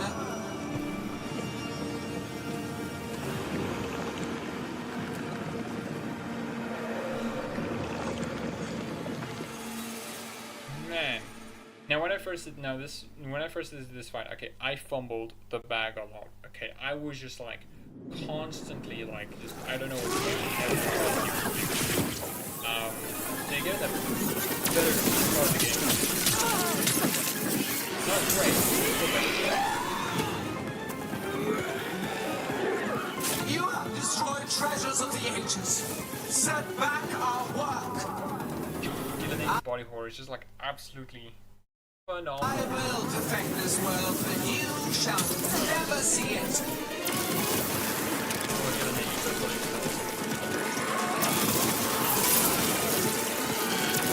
And especially I love the music here, you know, it just fits so well. I've just like this frantic running around trying to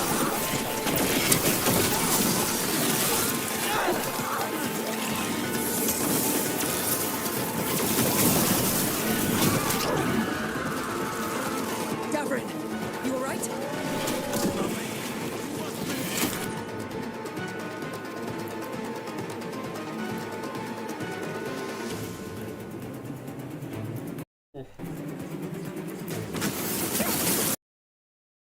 bit. I'm ready to go again.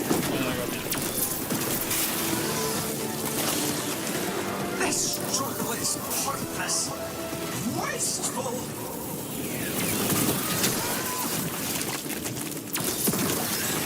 I like how Lotus and Gilly's VAs are involved in really Zoltan, really. That's cool. Yeah, the music is really good.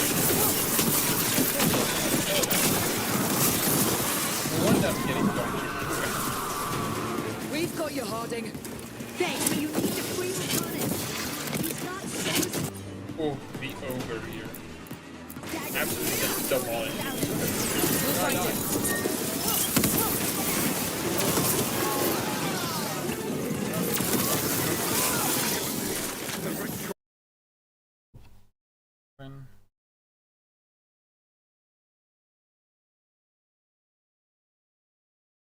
Yeah, I do wish gifting was a bit better approved. Like the gifts that we got them, like I think was cool, but I think it could have been a lot better, especially because like the way that they react to the gifts is mostly just like a thumbs up, you know. Lucanus, I got you a coffee machine. Oh, okay. Okay, sure. Yeah, I do feel like it's a bit dumb gifting them because it's just like, okay, thanks, Rook. Haha. Like they don't actually like my gift. It's nearly complete. You must keep them away. They are persistent. And I love the way Gillenane says it. They are persistent.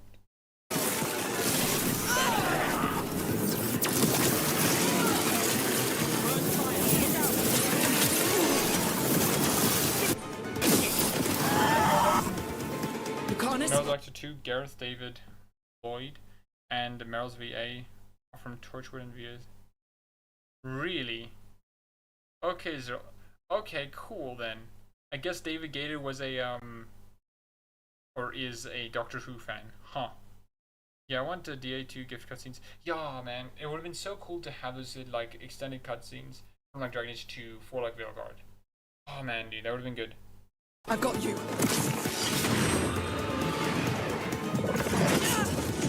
You don't talk to them right away and get offended like Fenris doing. Order. Yeah, man. Stuff like that, which does suck because like it really did make them feel a lot more real. Because if you took away items that they owned, they actually talk about it, you know, which is like, wow, that's cool, you know. Aveline, I'm sorry that I took your shield away. I won't do that next time, you know. Also, Aveline's literally in that chest. Okay, what do you mean? I took it.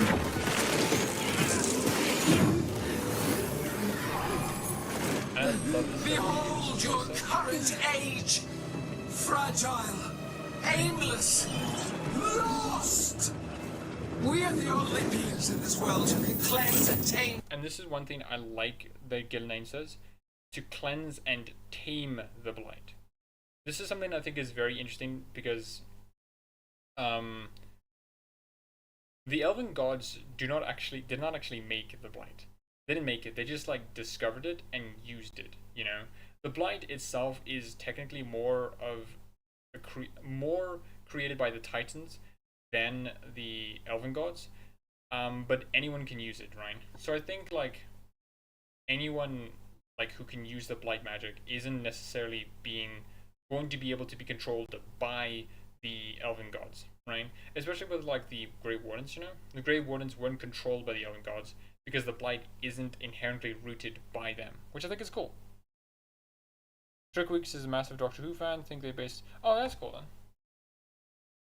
So this is the Doctor. Oh, the man. light. I don't want to use it to rebuild the old glories. You've done naught but destroy them. You and Elganon are trapped by the past, just like Solus. You had your chance, each one of you. And we don't owe you a thing. Get him, no, not like that.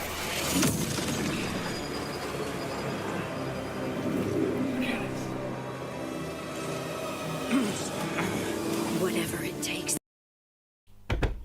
Harding, no. No, whatever. Harding, stop.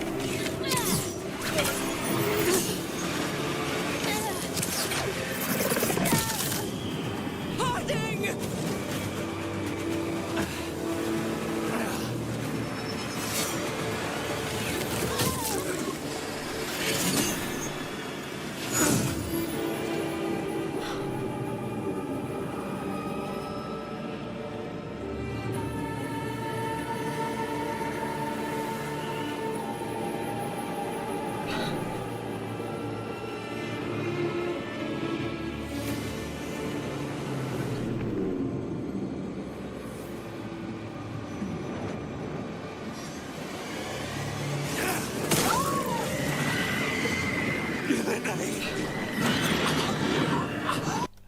And I'm like, no.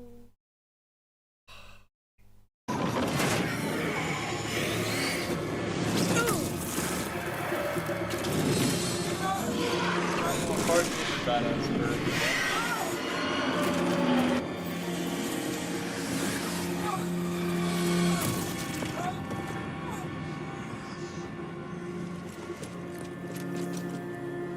No. We had such plans.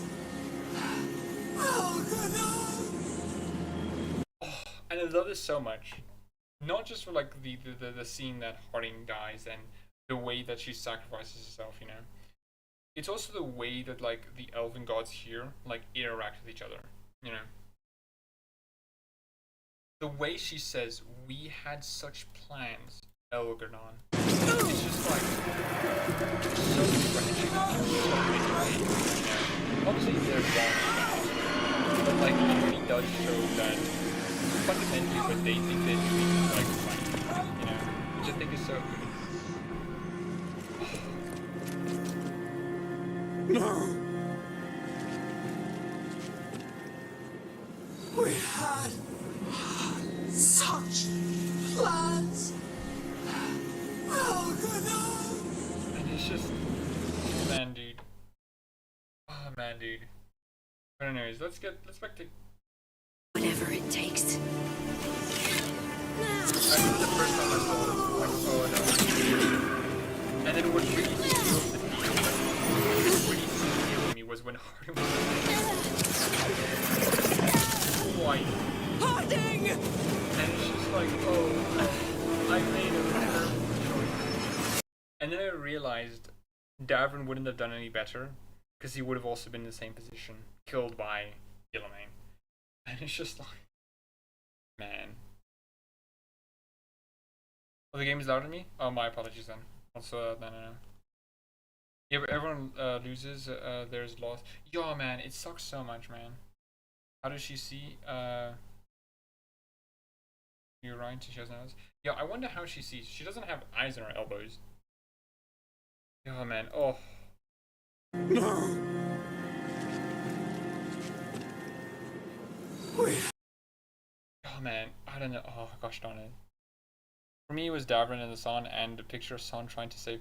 Yo, oh, I can't imagine that, dude. That must suck like 10 times more. Because now it's not just Davrin, it's a Son as well. You know, and now you have the cinematic which like describes both. It's just like, gosh darn it, dude. It sucks so much, man. Had such plans. I mean, they wouldn't surprise me, Julian. Oh, no.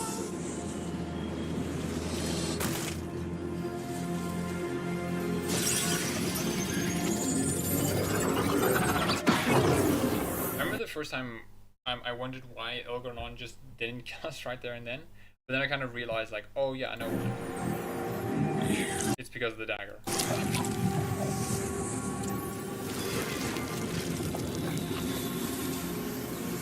You will regret this.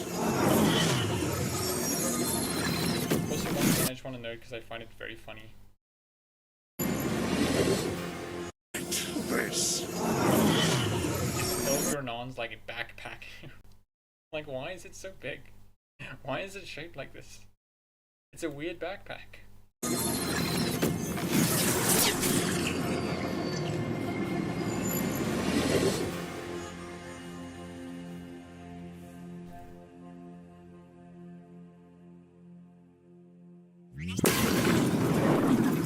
And that's where I'm going to end it off. Well, I would like to finish it all now. I do need to do something called sleeping. That's probably good for me, you know? We're gonna do the rest of it another time, maybe next Sunday. This was just such a Elgaron carrying all the secrets in his backpack. You know, he's a regular Dwarf explorer. Okay, he has everything in his backpack. Okay. But no, I love Veilguard, especially the ending. I think it culminated so much and made it such a better game. You know, not just in like it got better, but like it really tied in so much of what Dragon Age is, and from the prior games, and in this game, it just cohered so nicely, so nicely, so nicely. And like, I gotta say, I still, when I'm like playing through the game, and when I was playing through the epilogue again, and after I was doing like, you know, Minrathous' battle and stuff, I'm like, yo, Harding's dead. Yo, Harding's dead. You know? It's just something that you can't really get over with because, like, she's actually gone. You know? And then the epilogue slide happens, and then it's just like, oh yeah, she sacrificed herself. And it's just like, okay, cool. It's gone now. You know?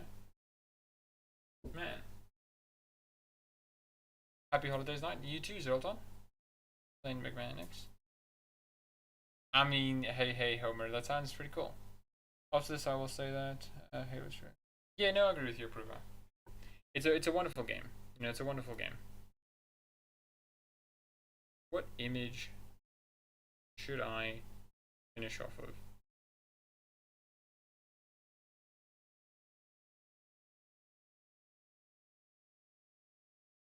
Where is it? So.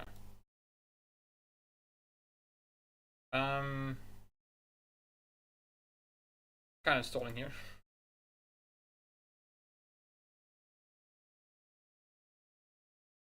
What's wrong? Wish there was a playable epilogue. Oh, same. I also wish there was a playable epilogue. You know, I remember I watched a Katie video. I can't remember her YouTube channel's name.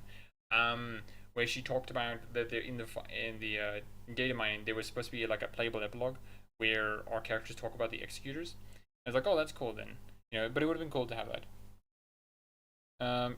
If they end here, yeah, I would also be happy now. I think this is a fine enough note to end off the series, you know. Was not sure. No, thank you as well. You know, it was nice for you guys to come here as well. And so is here as well then. Yeah, I mean, I would have liked that as well, Homer. I would have liked a bit of fan service there. Yeah, but no, yeah. Anyways, that has been a stream. I hope you guys will have a wonderful day or night, wherever it may be. Twas a nice stream. Thank you, Knight, and happy holidays, everyone. You too.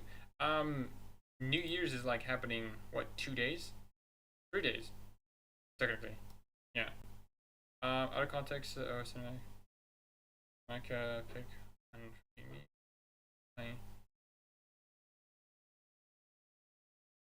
Okay, Bruva, okay. Fine, thanks. No, that you two as well, Cousin Jodo. Yeah, good night, Bruva. Enjoy Combi Fighter. Enjoy. I hope you will enjoy. And if you're watching the VOD here, perhaps liking, maybe even subscribing. You know, that'd be really cool. And comment down below what you think about Dragon Age: The Veilguard.